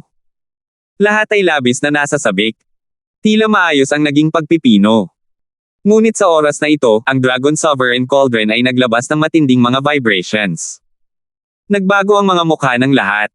Kabilang sa kanila si Mateo. Ang diagram ng pagbuo ng siyam na bituin sa kalangitan ay naglaho kasabay ng isang malakas na kalabog. Unti-unting lumamig din ang koaling panggamot. Ang ekspresyon ng lahat ay walang kapantay na pangit. Alam nila na ang unang pagpipino na ito ay maituturing na isang malaking kabiguan. 1157. Ito. Nabigo. Sayang naman. Malinaw na 5 bituin na ang naiilawan nito. Kung naliwanagan lahat ang siyam na bituin, dapat ay magtatagumpay ito, di ba? Nakakaawa naman. 5 bituin lang, ang layo pa. Ito na ang ipinagmalaki ni Master Crosswell kanina. Kung titingnan mo ngayon, ganito na rin siya. Hay nako. Hindi kaya talaga kayang malampasan ng batang Patriarka Zunya ang balakid na ito. Ang Patriarka, halatang napakabait niya. Hindi talaga ako papayag. Gumuho ang diagram ng pormasayon ng siyam na bituin, dahilan para mabanaag sa lahat ang pagkadismaya. Habang sa mukha nitong, ang ekspresyon ng kawalan ng pag-asa ay lalong nagpakita ng kanyang kawalang pag-asa. Ang isang pagkabigo ay katumbas ng pagputol sa kalahati ng buhay ni Zunya. Kung paikliin ni Mateo ang siyam na bituin sa 7 bituin, o kahit ang lawak ng 8 bituin, hindi rin siya mawawala ng pag-asa. Tutal, malapit na naman iyon sa tagumpay. Gayunpaman, 5 bituin lang ang pinaikli ni Mateo. Sa diagram ng pagbuo ng siyam na bituin, kahit ang isang hanggal ay masasabing kailangan munang sindihan ang siyam bago mabuo ang tableta. Halos kalahati lang ang nalampasan ng 5 bituin. Nang makita ang ganitong resulta, talagang hindi na makaupo pa si Tong. Aakyat na sana siya pero pinigilan siya ni Lee. Umiling si Lee kay Tong, at saka seryosong sinabi sa iba, tumahimik kayong lahat para sa upuang ito. Sa kanyang sigaw, naunawaan ng lahat na ito ay para hindi nila maistorbo si Mateo. Sa oras na ito, nakaupo si Mateo nang nakakross ang mga binti, nakayuko, at ang ulo ay nasa kanyang mga kamay. Natulala talaga siya. Pero alam ng lahat na malinaw na hindi naman talaga siya natulala rito. Mataas na pari, siya. Mahinang sabi nitong na may pagtataka. Umiling si Lee at sinabing, hindi ko rin maintindihan. Pero sa ngayon, mas mabuting huwag na natin siyang gambalain. Mukhang gusto niyang ipagpatuloy ang pagpipino. Ipagpatuloy ang pagpipino. Hindi napigilan nitong naitaas ang kanyang boses ng ilang sandali, at tinitigan siya ng maraming tao. Ngunit agad niyang napagtanto ang hindi nararapat na dahilan kaya't hininaan niya ang kanyang boses at sinabing, sa ngayon, hindi ba dapat niyang ibuod ang karanasan ng pagkabigo, at muling magpino pagkatapos ng ilang araw? Sabi ni Lee, sa lohikal na pagsasalita, ganoon nga. Pero, hindi ko talaga maintindihan ito, Mateo. Pero kahit ano paman, ang tanging pag-asa natin ay nakasalalay sa kanya. Kasalukuyang nag-uusap ng matagal ang dalawang tao nang biglang umangat ang sulok ng bibig ni Mateo. Agad na tumalon si Mateo. Dahil dito, lahat ay nagkagulo. Anong ginagawa ni Master Crosswell dito? Gaano na ba katagal? Maaari kayang patuloy pa rin siyang magpino. Siya. Hindi naman niya hahayaang mawalan ng pag-asa, di ba? Oo, masyadong pabaya ito. Sa ngayon, paano magpapatuloy ang pagpipino? Gayunpaman, itinuring sila ni Mateo na parang hangin, ganap na nabubuhay sa sarili niyang mundo. Ang usapan ng ibang tao, hindi niya pinakinggan ni isang salita mula simula hanggang katapusan. Walang kahit kaunting pag-aalinlangan, direktang sinimula ni Mateo ang paglilinis ng natitirang kalahati ng medicinal embryo, pagkatapos ay itinapon ito sa Dragon Sovereign Cauldron. Muling gumana ang diagram ng pagbuo ng siyam na bituin. Nangyari ito na parang natural lamang. Ito ay makinis at nakabibighani. Lalo lang nawawala ang tiwala ng lahat sa kanya. Sabi nitong sa seryosong boses, masyado ring pabaya ang lalaking ito. Kung sasayangin niya ang huling pagkakataong ito dahil sa kanyang kayabangan, tiyak na hindi siya patatawarin ng haring ito. Sumulyap si Lee kay Tong at nagpakita ng mapait na ngiti. Sa totoo lang, naguguluhan din siya sa kinilos ni Mateo. Ang kakayahang magsindi ng 5 bituin ay labis na ikinamangha ni Lee. Nadama ni Lee na hanggat naiipon at nahuhulaan niya ang formula ng tableta ng isang beses pa, marahil ay magkakaroon talaga siya ng pag-asa na mapino pa ito. Pero nag-isip lang si Mateo ng 15 minuto habang nakahawak sa kanyang mga kamay ang ulo, at agad siyang nagsimulang magpino.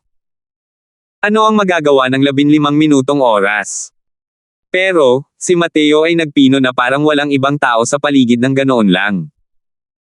1 bituin, 2 bituin, 3 bituin. Unti-unti, sunod-sunod na nagliliwanag ang mga bituin. Nang marating nito ang ika-5 bituin na naiilawan, lahat ay pigil ang hininga, ang mga mata ay nakatutok sa diagram ng pormasayo ng siyam na bituin. Yung refinement kanina, dito nabagsak si Mateo. Sa pagkakataong ito, nandito pa rin kaya ito o wala na. Dahan-dahang lumipas ang oras. Hindi nang ahas na huminga ng malakas ang mga makapangyarihang merfolk. Pakiramdam nila ay isa lamang itong labis na pagpapahirap. Sa wakas, isang sinag ng liwanag ang tumama diretso sa diagram ng pormasayo ng siyam na bituin mula sa loob ng Dragon Sovereign Cauldron. Nagliwanag ang ika-6 na bituin. Nang makita ang eksenang ito, lahat ay nakahinga ng maluwag ng walang paunang napagkasundoan. Ang pagpipinong ito ay talagang masyadong kapanapanabik. Pero namula ang mukha ni Lee at hininaan ang boses niya at sinabing, bakit kayo nababalisa? Simula ngayon, ito na ang pinakamahirap na panahon. Anumang oras, may posibilidad siyang mabaygo. Manahimik kayong lahat para sa upuang ito. Kung mabaygo ang pagpipino dahil sa inyong lahat, lilipulin ko kayo. Nang marinig iyon ng lahat, bawat isa sa kanila ay matinong natahimik, at hindi na nang ahas na gumawa ng kahit kaunting ingay pa. Ngunit ang kasunod na pagpipino kasunod noon ay hindi inaasahang maayos. 7 bituin, 8 bituin, 9 na bituin. Diagram ng pormasayo ng 9 na bituin, umatras. Kasunod ng magaang sigaw ni Mateo, ang diagram ng pormasayo ng 9 na bituin ay direktang dinala sa Dragon Sovereign Cauldron. Paikliin. Nawala ang liwanag. Nagsiksikan ang lahat. Tila nag-aalala si Tong tungkol sa mga personal na pakinabang at kawalan habang tinatanong niya si Mateo, Master Crosswell, paano? Makakaabot ba ito sa mababang antas o hindi? Mababang uri. Napataas ang kilay ni Mateo, habang medyo nagulat niyang sinabi. Nang makita ang ekspresyon ni Mateo, nadismaya sitong, maaari kayang. Isa lamang itong depektibong produkto. Bagamat hindi niya masyadong pinahalagahan ang grado ng Purple Void Vitality Spirit Pill, ang mababang grado at depektibong produkto ay may pagkakaiba pa rin sa huli. Kung ito ay isang depektibong produkto, katumbas lamang ito ng pagiging baldado ni Zunya. Kung mababa man ang antas nito, may pag-asa pa rin si Zunya na makabawi sa kanyang tugatog na kalagayan sa kanyang mga natitirang taon. Pero may bahid ng magaan ng ngiti ang sumilay sa mga labi ni Mateo nang sabihin niya, masyado nyo ring minamaliit ang Crosswell na ito. Tingnan ninyo mismo. Pagkatapos magsalita, binuksan ni Mateo ang pagan. Sumenyas gamit ang isang kamay, isang medicinal pill ang lumabas at bumagsak sa jade tray. Lahat ng mga naroon ay tumahimik ng todo. Nagtipon sila sa harap ng mesa, lahat ay gulat na gulat hanggang sa hindi na maisara ng kanilang mga bibig. Pagkatapos lamang ng mahabang panahon ay bumalik sa kanyang katinoan si Lee at nauutol na sinabi, TT Transcendent Grade. Ito. Paano ito naging posible? Hindi niya talaga maintindihan. Nabigo na si Mateo sa unang pagkakataon. Batay sa mapipino niya ang isang Transcendent Grade na Purple Void Vitality Spirit Pill sa pangalawang pagsubok. Ito ang Purple Void Vitality Spirit Pill. Isang medicinal pill na pino sa unang pagkakataon, kahit isang Mystic Grade medicinal pill, talagang pino niya ang Transcendent Grade. Ito. Posible ba ito? Ngumiti si Mateo at sumagot ng tanong, imposible man o hindi mo ba nakita na?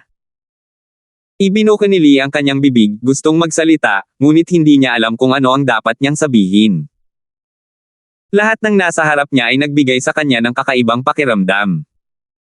Ang pinakamagandang inaasahan niya kay Mateo ay mababa lang din ang grado. Napakalaki ng naging pagbabago sa pagitan ng mababa at transcendent. Paano kaya magkakaroon ng isang alchemist na makakagawa ng ganito kalawak? Gayunpaman, nagawa ito ni Mateo. Huwag ka nang tumitig ng walang emosyon. Dahil pino na ang gamot, hayaan mo na siyang inumin ito agad, pagmamakaawa ni Mateo. Tama. Tumigil ka na sa pagtingin. Painumin mo agad si Zunya ng gamot. Sigaw ni Lee ng buong lakas at pinaalis ang lahat ng miyembro ng angkan. Isang grupo ng mga tao ang nagkukumpulan, lahat ay naghihintay kay Zunya na inumin niya ang gamot. Ngunit, sa oras na ito, may biglang dumating upang magulat. Sumigaw ang lalaki, kamahalan, hindi maganda. Hindi maganda. Ang Black Shark Clan ay papalapit na sa mga hangganan ng may malalakas na puwersa, at nakulong na tayo. 11:58. Sa oras na ito, sa malayong rehiyon ng Great Siang. Sa loob ng Bright Moon City, niyanig ng mga tunog ng pagpatay ang kalangitan. Kumalat ang marahas na enerhiya ng asensya sa lahat ng dako. Ilang kapangyarihang grupo na hindi kilala ang pagkakakilanlan ang walang habas na namamatay sa lungsod. Bukod sa mga taong ito, mayroon pa ring isa pang grupo ng mga tao. Nakakagulat na ang mga taong ito ay mga martial artist ng Bastion City. Jackson, nilabag mo talaga ang kasunduan ng ating dalawang angkan at nakipag-alyansa ka sa ibang puwersa para pabagsakin ang aking Bright Moon City. Mamamatay ka ng kakilay-kilabot. Galit na sabi ni John Paul. Ang taong nasa tapat niya ay ang Panginoon ng lungsod ng Bastion City na si Jackson. Kaninang umaga, nabuksan ni Jackson ang mga pintuan ng Bright Moon City sa pamamagitan ng panlilinlang, pinangunahan ang isang grupo ng mga taong nakaitim na walang kilalang pagkakakilanlan sa isang walang pakundangang massacre sa Bright Moon City. Ang buong Bright Moon City ay nahulog na sa kailaliman ng pagdurusa. John Paul, huwag mong isipin na hindi ko alam. Ang Sun Moon Heavenly Pupil ay wala na sa Vast Sun Bright Moon Realm. Dahil wala ng Sun Moon Heavenly Pupil, bakit pa kailangang pagdugtungin ang ating dalawang pamilya? Sa kasalukuyan, patay na ang ninuno ng iyong Yates family, habang ang aking Walker family ay parang araw ng katanghaliang tapat. Ang Great Siang region na ito ay natural na pag-aari ng aking Walker family. Sabi ni Jackson, na labis na natuwa sa kanyang puso. Nanlamig ang mukha ni John Paul, at sinabi niya, sige, ngayon, tayo ang magdedesisyon kung sino ang mananalo. Gusto kong tingnan kung gaano kalakas ang kakayahan mo. Pagkatapos magsalita, ginamit ni John Paul ang kanyang espada at humakbang pasulong, ang pinakamataas na lakas ng banal na hari ay sumabog ng may buong kapangyarihan. Sakto sa oras. Haha. Hindi na bahala si Jackson, sa halip ay natuwa. Habang tumatawa ng malakas, agad na bumukas ang kanyang nasasakupan bilang banal na hari. Nang makita ang eksenang ito, lubhang nagbago ang ekspresyon ni John Paul, biglang tumigil ang kanyang katawan. Divine King Domain. Ikaw. Nakarating ka ba sa kaharian ng Void Mystic? Gulat na sabi ni John Paul. Huho, alam mo na ba ang pagitan natin? Sumuko ka ng walang pagtutol. Mabangis na tumawa si Jackson, habang sumusulong. Namutla si John Paul sa takot. Ngunit sa likuran niya ay ang lahat ng mga umaasa sa pamilyang Yates, hindi siya hinayaang umatras kahit kaunti.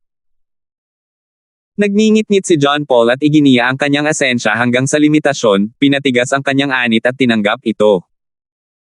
Sa oras na ito, isang napakalaking palad ang sumugod mula Pailes, patungo kay Jackson. Malapit nang durugan ni Jackson si John Paul nang biglang magbago ang ekspresyon ng mukha nito. Boom! Isang palad ang tumama at direktang nagpalipad kay Jackson. Natigilan ang lahat. Tiningnan nila ang napakalaking figure sa likod ni Megan, labis na gulat. Ang kanyang kaluluwang panlaban ay halos nabubuo na sa isang katawang tao. Sinungaling. Ang lakas mo ay maihahambing na sa mga Void Mystic Powerhouse. Gulat na sabi ni John Paul. Pero bahagyang kumunot ang noo ni Megan, at sinabi niya kay John Paul, Ama, ikaw muna ang magdadala ng mga miyembro ng angkan. Ihahatid ko ang nasa likuran kasama si Lander. Pagkatapos mong lumabas ng lungsod, tumakas ka patungo sa rehiyon ng mga demonyo. Susugod kami ni Lander mamaya.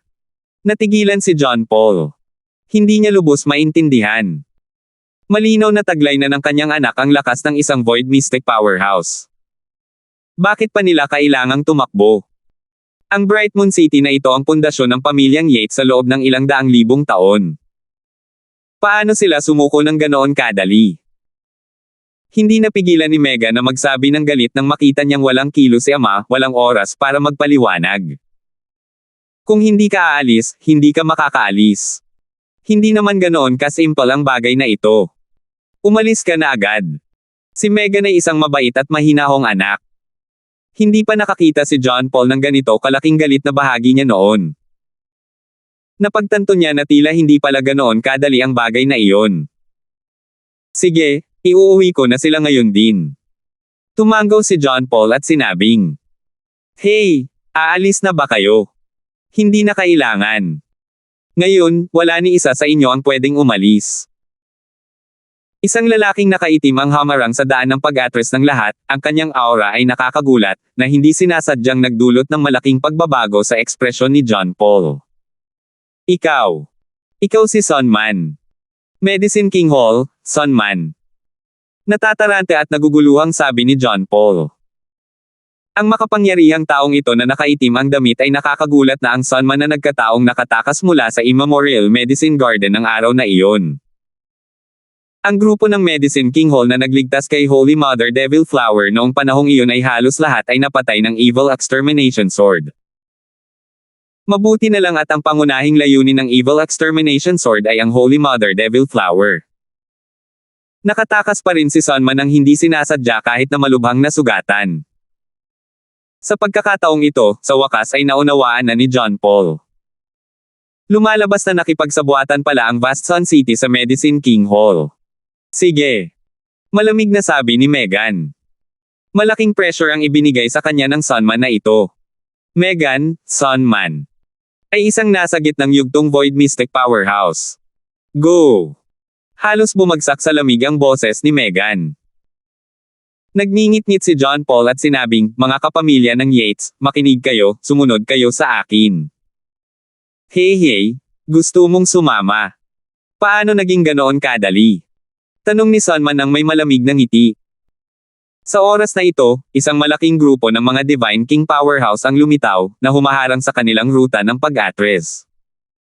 Sinabi ni John Paul sa malamig na boses, patayin. Ang mga kapangyarihan ng Divine King ng pamilyang Yates ay naglaban-laban sa mga Divine King na iyon. Akmang kikilos na si Megan nang sumugod na si Sunman. Hey! Talaga namang napakaganda. Hindi nakakapagtaka kung bakit natitinag si Matthew na batang yun. Batang babae, sumuko ka ng masunurin ng walang pagtutol. Sabi ni Sunman sabay tawa ng malamig. Mangarap ka pa. Walang hakbang na banal na palad. Rehiyon ng dagat Garner Sky, mundo sa ilalim ng dagat. Nakipagsanib puwersa ang Black Shark Clan sa 5 dakilang maharlikang angkan sa ilalim ng dagat, pinalibutan at sinupil ang angkan ng mga merfolk. Dumilim ang ekspresyon nito, at nagbilin siya, mukhang plano ng Black Shark Clan na labanan ito hanggang sa dulo. Pero, ganoon ba talaga kadaling lipulin ang aking merfolk clan? Sa oras na ito, dahan-daang iminulat ni Zunya ang 2 mata na may bakas ng pag-aalinlangan sa kanyang mukha. Zon-er. Nang makitang nagising si Zunya, baka sa mukha nitong ang gulat. Hindi. Hindi naman talaga ako namatay. Yee. Mabilis na bumabawi ang malademonyo kong diwa. Ito. Paano ito nangyari? Biglang natuklasan ni Zunya ang mga pagbabago sa kanyang katawan at labis siyang nagulat. Naaalala niyang napakalinaw na nadurog ang kanyang panloob na kaibuturan dahil sa kapangyarihan ng isang Black Shark Clan. Ngunit ngayon, ang kanyang lakas ay nasa gitna ng mabilis na paggaling. Ngumiti si Tong at sinabing, si Master Crosswell ang nagligtas sa iyo. Pinino niya ang isang transcendent grade na Purple Void Vitality Spirit Peel, na siyang nagpanumbalak ng lubusan sa iyong panloob na core. Bakit hindi mo siya agad pasalamatan? Purple Void Vitality Spirit Peel. Transcendent grade. Huminga ng malalim si Zunya. Natural niyang alam kung ano ang Purple Void Vitality Spirit Peel. Ang pagkabiglang ito ay hindi naman gaanong mahalaga.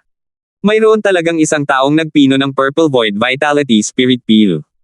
Dali-dali siyang nagpatira pa kay Mateo at sinabing, maraming salamat sa biyaya ng muling pagsilang ni Master Crosswell.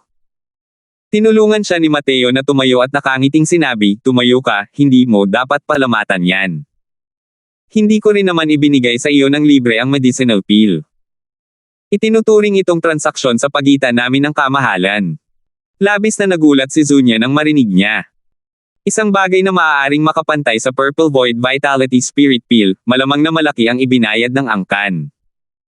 Ngumiti si Tong sa tabi at sinabing, basta't maibabalik kita, ano ang saysay ng isang patak ng 1,000,000 taong gulang na Pearl Have Tears. Sa katunayan, tayo ang nagsamantala kay Master Ye. Ang isang transcendent grade na Purple Void Vitality Spirit Peel ay mas mahalaga kaysa sa isang patak ng Pearl Have Tears. Shark 1, utusan mo ang mga tao na pumasok sa loob ng kuweba ng Spirit Stone at kunin ang isang patak ng 1,000,000 taong gulang na Pearl Have Tear. Ngumiti si Mateo at sinabing, sige, lahat kayo ay makakaharap ng isang matinding kalaban, mas mabuting umalis kayo at harapin ito ng mabilis. Habang nagsasalita pa lang siya, biglang nagbago ng husto ang ekspresyon ng mukha ni Mateo, at naging napakapangit na ang ekspresyon niya. Kumabog, kumabog. Nagsimulang tumibok ng malakas ang kanyang puso, pinagpapawisan ng husto ang kanyang buong katawan. Sa isang kisap mata lang, basang-basa na siya ng pawis mula ulo hanggang paa. Master Crosswell, ayos lang po ba kayo? Nag-aalalang tanong ni Zunya. Mapatla na ang kutis ni Mateo, ngunit hindi niya narinig ang mga sinabi ni Zunya. Ang nakakabahalang pakiramdam sa kanyang puso ay lalong lumakas. 11:59. Bigla ang pagkabigla. Tiyak na bigla ang pagkabigla ito. Pero mayroon kayang isang nilalang na maaaring magbanta sa kanya rito. Sa ngayon, bukod sa 10 dakilang banal na hari, sa mga ganitong uri ng pag-iral, wala nang dapat pang magbanta sa kanya, tama ba? Kahit hindi niya sila matalo, kahit papaano ay hindi pa rin problema ang pagpapanatili ng kanyang buhay. Ang lakas nitong ay halos kapantay ni Octavian. Hindi niya ito kayang takutin kahit kailan. Pero, bakit pakiramdam niya ay halos mahilo na siya sa paghinga? Megan. Nanginig ang buong katawan ni Mateo. Habang iniisip niya ito, mas malamang na mangyari iyon. Maaari kayang may nangyari talaga kay Megan. Biglang bumilis ang tibok ng puso ni Mateo. Master Crosswell, ayos lang po ba kayo? Niyugyug ni Zunya si Mateo at nag-aalalang nagtanong. Biglang nagising si Mateo at mahinang sinabi, ayos lang ako. Tulungan mo akong makaupo sa kama at mahiga ka muna sandali. Humingi ng paumanhin si Tong at sinabing, Master Crosswell, isang malaking kaaway ang naghihintay sa iyo. Si Sunya muna ang bahala sa iyo. Ang haring ito ang unang Seisulake at makikipaglaban sa kaaway. Nag-aalab ang puso ni Mateo sa pagkabalisa. Ngunit sa oras na ito, mayroon siyang lakas ngunit hindi niya ito maipon. Tumango lamang siya at sinabing, kamahalan, sige po. Magiging maayos din po ako pagkatapos magpahinga ng ilang sandali. Medyo napagod na si Mateo nang pinuhin niya ang Purple Void Vitality Spirit Peel.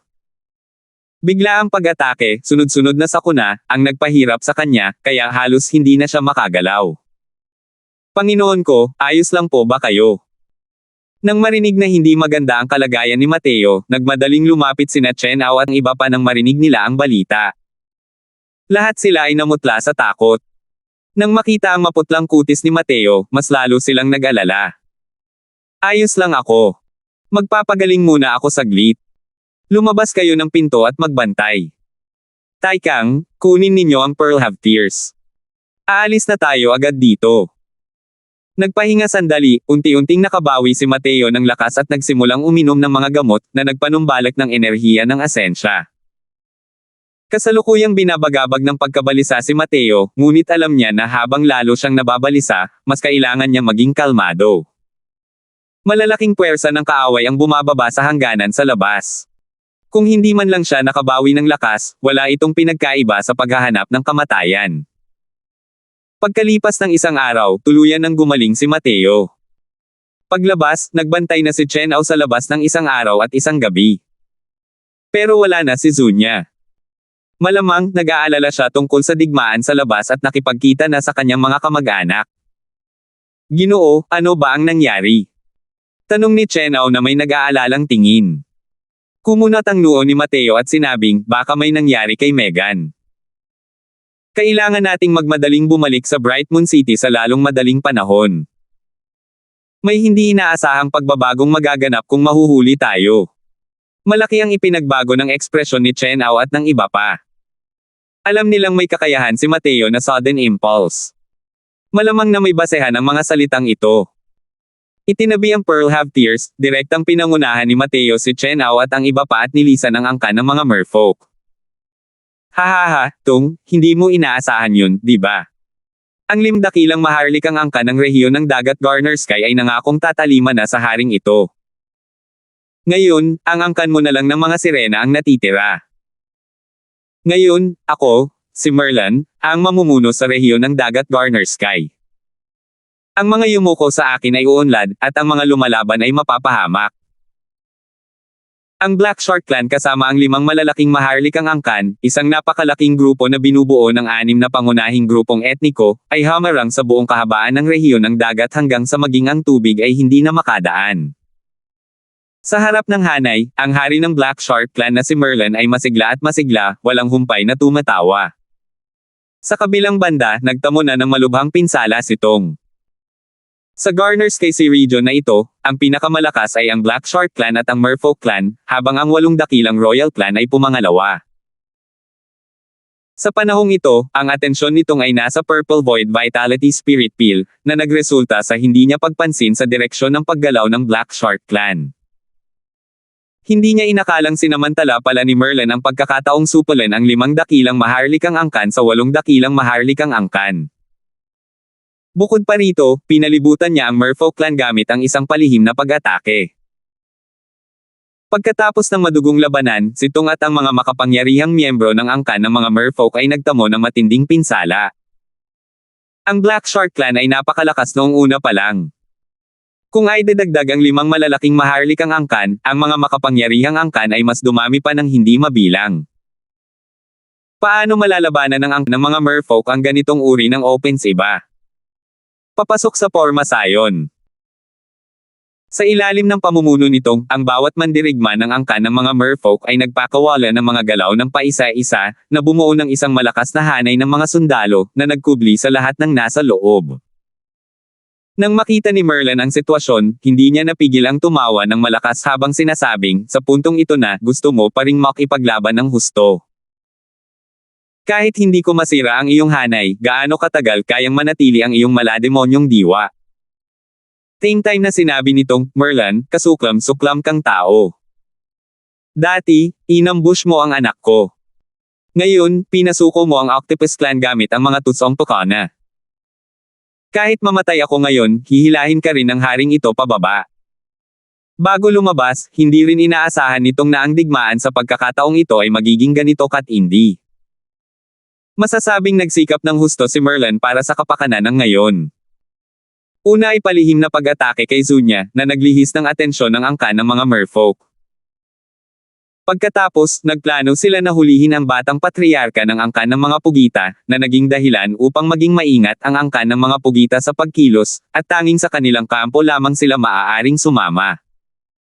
Sa wakas, naiwasan ni Merlin ang iba pang tatlong maharlikang angkan gamit ang mapanlinlang na paraan, at dumiretso sa pangunahing kampo ng angkan ng mga merfolk. Ang lahat ng mga pakanang ito ay masalimuot na hinabi. Nang mag-react si Tong, huli na ang lahat. Haha, wala bang kasabihan ng mga tao na tinatawag na, all's fair, sa digmaan? Kapag ang haring ito ang namamahala sa Garner's Sky region, sino ang maglalakas loob na tawaging kasuklam-suklam ang haring ito? Tung, gusto mo bang mag-formation at maghintay na tumulong ang iba pang tatlong angkan? Haha, sa tingin mo ba ay bibigyan ka ng haring ito ng pagkakataong ito? Sabi ni Merlin sabay tawa ng malakas. Nagbago ang ekspresyon ng mukha nitong nang marinig iyon. Hindi niya inakalang nahal ata pala siya ni Merlin. Ito mismo ang plano niya. Sa oras na ito, dapat ay nalaman na ng iba pang tatlong dakilang maharlikang angkan ang balita at kasalukuyang nagmamadaling pumunta rito. Hanggat nagmamadali sila, maaaring malalampasan nila ang krisis sa pagkakataong ito. Hahaha, salakayin ninyo akong lahat, sirain ang kanilang malawak na hanay. Gusto kong makita kung gaano sila katagal. Utos ni Merlin. Ang siksikang pulutong ng mga taong dagat ay nagsiksikan patungo sa angkan ng mga merfolk. Ang kaguluhang ito ay tunay na nakakayanig. Ngunit, habang papalapit sila, isang figure ay ang dahan-daang dumaan mula sa loob ng malaking hanay ng angkan ng mga merfolk. Nang makita ni Merlin ang eksenang ito, hindi niya napigil ang magsabi ng may bahagyang pagkagulat, tao. Hey, batang yan? Kung ayaw mong mamatay, umalis ka na lang dyan sa upuan mo. Nang makita ang figurang iyon, hindi napigilan ni Natong at ng iba pa ang magulat, at sabay na nagsabi sa gulat, Master Crosswell. Nakabawi na si Zunya. Nang makita si Mateo, hindi niya napigil ang mabahala at sumigaw, Master Crosswell, mapanganib. Bumalik kaagad sa malaking hanay. Para bang bingi si Mateo, hindi pinakinggan ang sigaw ni Zunya, at naglakad pa rin papunta kay Merlin nang hindi masyadong mabilis o masyadong mabagal. Ama, si Ginoong Crosswell ang tagapagligtas ng batang ito. Hindi kami maaaring tumingin ng nakahalukip-pep. Nag-aalalang sabi ni Zunya. Noong una, bakas talaga sa mukha nitong ang pagkalito. Mabilis niyang naisip ang mga salitang sinabi ni Shark One, at hindi niya maiwasang magpakita ng isang masayang ekspresyon ng mukha. Sinabi niya kay Zunya nang may pinanibik, Zon Master Ye. Baka siya na ang huling pag-asa ng ating angkan ng mga merfolk. Makinig kayong lahat ng mga merfolk, pumatay kayo. Ngayon, lumaban kayo hanggang kamatayan kasama ang Black Shark Clan. Hindi na nagatubili si Tong, sumuko na sa array formation, at sumugod patungo sa Black Shark Clan. Nang makita ang eksenang ito, hindi napigilan ni Merlin na mabigla. Nasira ba ang utak ni Tong? Pero sa oras na ito, dumating na si Mateo sa harap niya at malamig na sinabi, umalis ka. Natulala ulit si Merlin. Pagkatapos ay ngumiti siya ng nakakapangilabot at sinabing, isang simpleng tao na nasa ikapitong antas ng Dao Profound ang nangahas na magsalita sa haring ito ng ganito. Sawang-sawa na talaga sa buhay.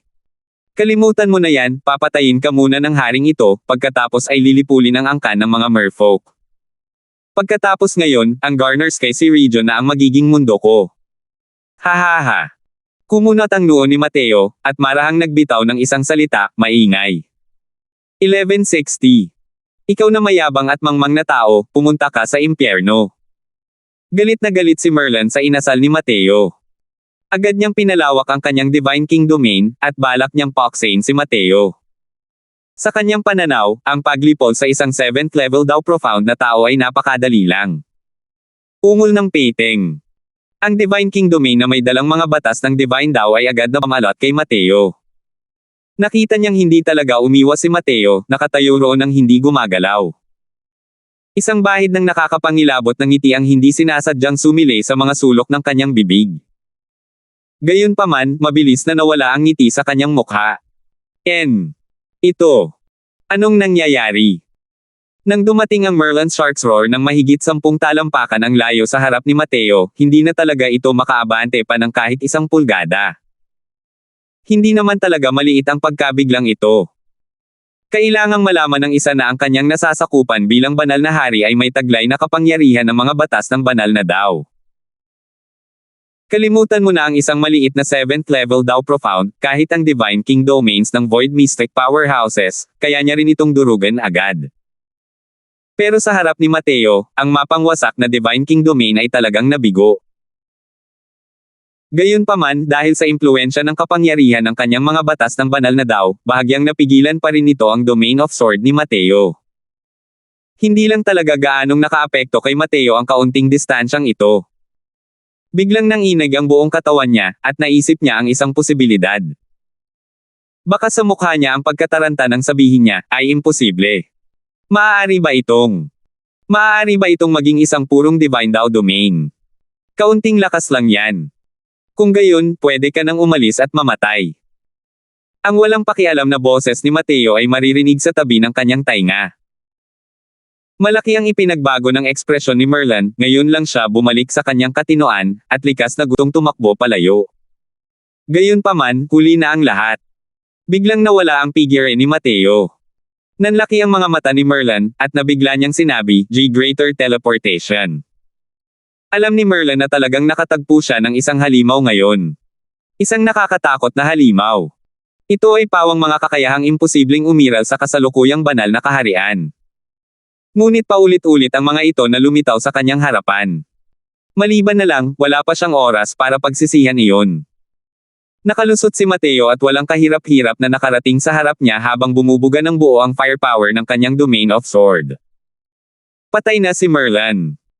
Isang palitan lang at isang dakilang hari ng Garner's Sky region ang biglang nahulog sa kamay ni Mateo. Nang makita ng mga makapangyarihang miyembro ng Black Shark Clan at ng 5 malalaking maharlikang angkan ang eksenang ito, nanlaki ang kanilang mga mata. Ito. Anong nangyari? Ano ba ang ginawa ng binatang iyon? Lord Merlin, natapos na ba siya ng ganoon-ganoon lang? Patay na si Lord Merlin. Patay na si Lord Merlin. Tumakbo ka agad. Sa wakas ay tumugon ang mga mandaragat na iyon. Bawat isa ay naghiwa-hiwalay sa lahat ng direksyon. Hulihin muna ang pinuno para mahuli ang mga bandido. Patay na si Merlin, ang alyansang ito ng 6 na dakilang maharlikang angkan ay agad na gumuho at naglaho. Sa isang iglap, ang mundo sa ilalim ng dagat ay napuno ng kaguluhan. Patayin! Patayin! Agad na nagising ang dating mababang moral na angkan ng mga merfolk nang makita nilang pinaslang si Merlin, ang mga sigaw ng digmaan ay yumanig sa kalangitan. Hindi kailanman inalis nitong ang tingin sa katawan ni Mateo. Sa oras na ito, nakatitig siya sa matangkad at tuwid na figure ni Mateo, na may di mapantayang pagkamangha sa kanyang puso. Ano ang ginawa niya dati? Nagbanta kay Mateo. Nakaramdam sitong ng lamig sa kanyang gulugod, tinamaan ng nagbabantang takot. Kung talagang nagkaroon siya ng away kay Mateo noon, malamang hindi si Merlin ang patay ngayon, kundi siya, ang hari ng angkan ng mga merfolk. Ang lakas ng binata na ito ay talagang nakakatakot. Hindi lang pagpapaikli ng isang divine daw domain, kundi pati na rin ang paglinang ng Heart Realm patungo sa Great Circle of Perfection Realm, at pag-unawa sa mas malawak na teleportasyon. Ang ganitong talento ay sadyang hindi pa naririnig. Dati ay may kaunting pagdududa pa rin siya sa mga sinabi ni Shark One. Pero ngayon lang niya nalaman na hindi pala pinalabis ang paglalarawan kay Shark One. Medyo kulang pa nga. Dahil hindi man lang nakita ng Shark One ang eksena kung saan pinatay ni Mateo si Octavian. Swoosh! Sa gitna ng kaguluhan, muling nawala ang figure ni Mateo. Nanliit ang mga mata nitong at hindi niya talaga maramdaman ang direksyon ng paggalaw ni Mateo. Arg! Sa gitna ng magulong hukbo, isang matinis at nakapanlulumong sigaw ang biglang narinig. Diretso nang nabura ang hari ng Crimson Silk Starfish. Natulala si Tong. Hindi pa niya nakita noon na ganito kadali ang pagpatay sa isang peak void mystic powerhouse. Ang mga hari ng 8 dakilang maharlikang angkan ay pawang mga pinakamataas na kapangyarihan ng Void Mystic. Hindi lang nila naiintindihan ang mga batas ng Divine Tao. Kaya naman medyo hamina ang kanilang lakas. Pero ang 8 hari ng maharlikang angkan na ito, ang kanilang lakas ay halos kayang abutin na sina Cloud Sky at Gideon, sa ganoong antas. Gayunpaman, madali siyang binaliwala ni Mateo ng ganoon lang. Swoosh! Muling nawala ang figure ni Mateo. Sa isang kisap mata, isa na namang hari ang napatay. Sa loob lamang ng 15 minutong pagtatrabaho mula simula hanggang katapusan, namatay lahat ang mga hari ng 5 dakilang maharlikang angkan. Isa lamang makinang pamatay si Mateo.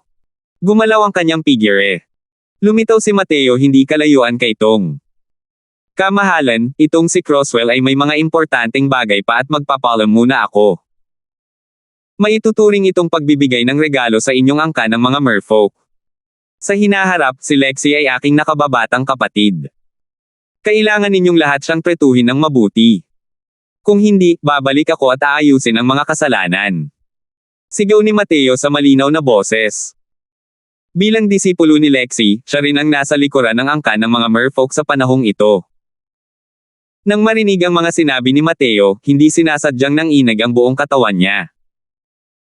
Ang lakas na ipinakita ni Mateo ngayon lang ay maituturing na parang isang Diyos sa langit para sa kanya.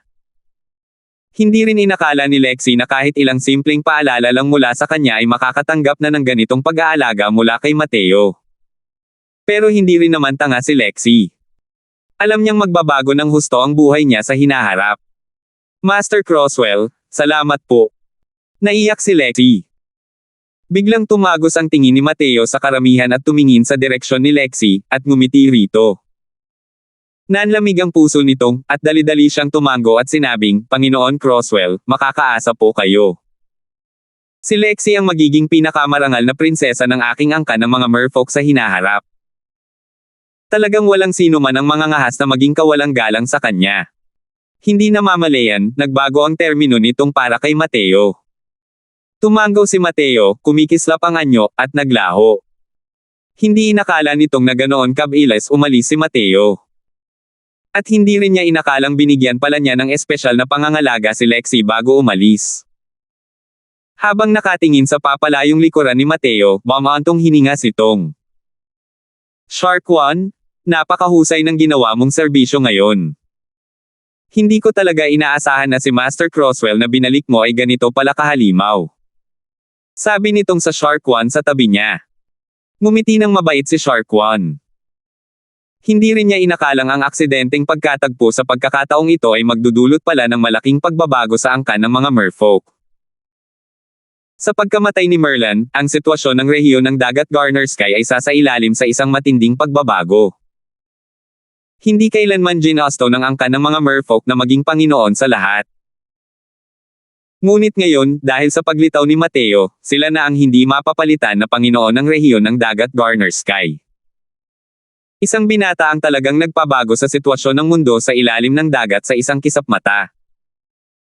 Ito ay isang bagay na hindi inaasahan ng lahat mula simula hanggang katapusan. Gusto mang sisihin, si Merlin lang ang masisisi ng mga tao sa pagsusumamo ng kamatayan. Lexi! Biglang sigaw nitong. Narito ang abang lingkod na ito. Nang marinig iyon nitong, hindi niya napigil ang matawa sa kabila ng kanyang inis. Hindi pa rin nagbabago ang dalagang ito, itinuturing ang sarili bilang isang katulong. Huho, mula ngayon, hindi mo na dapat tawaging hamak na lingkod ang iyong sarili. Ngayon, kikilalanan ka ng haring ito bilang aking inaanak. Sa hinaharap, ikaw ang prinsesa ng aking angkan ng mga sirena. Sigaw nitong sa malinaw na boses. Salamat po at sinamahan ninyo ako, ingat lagi mga master.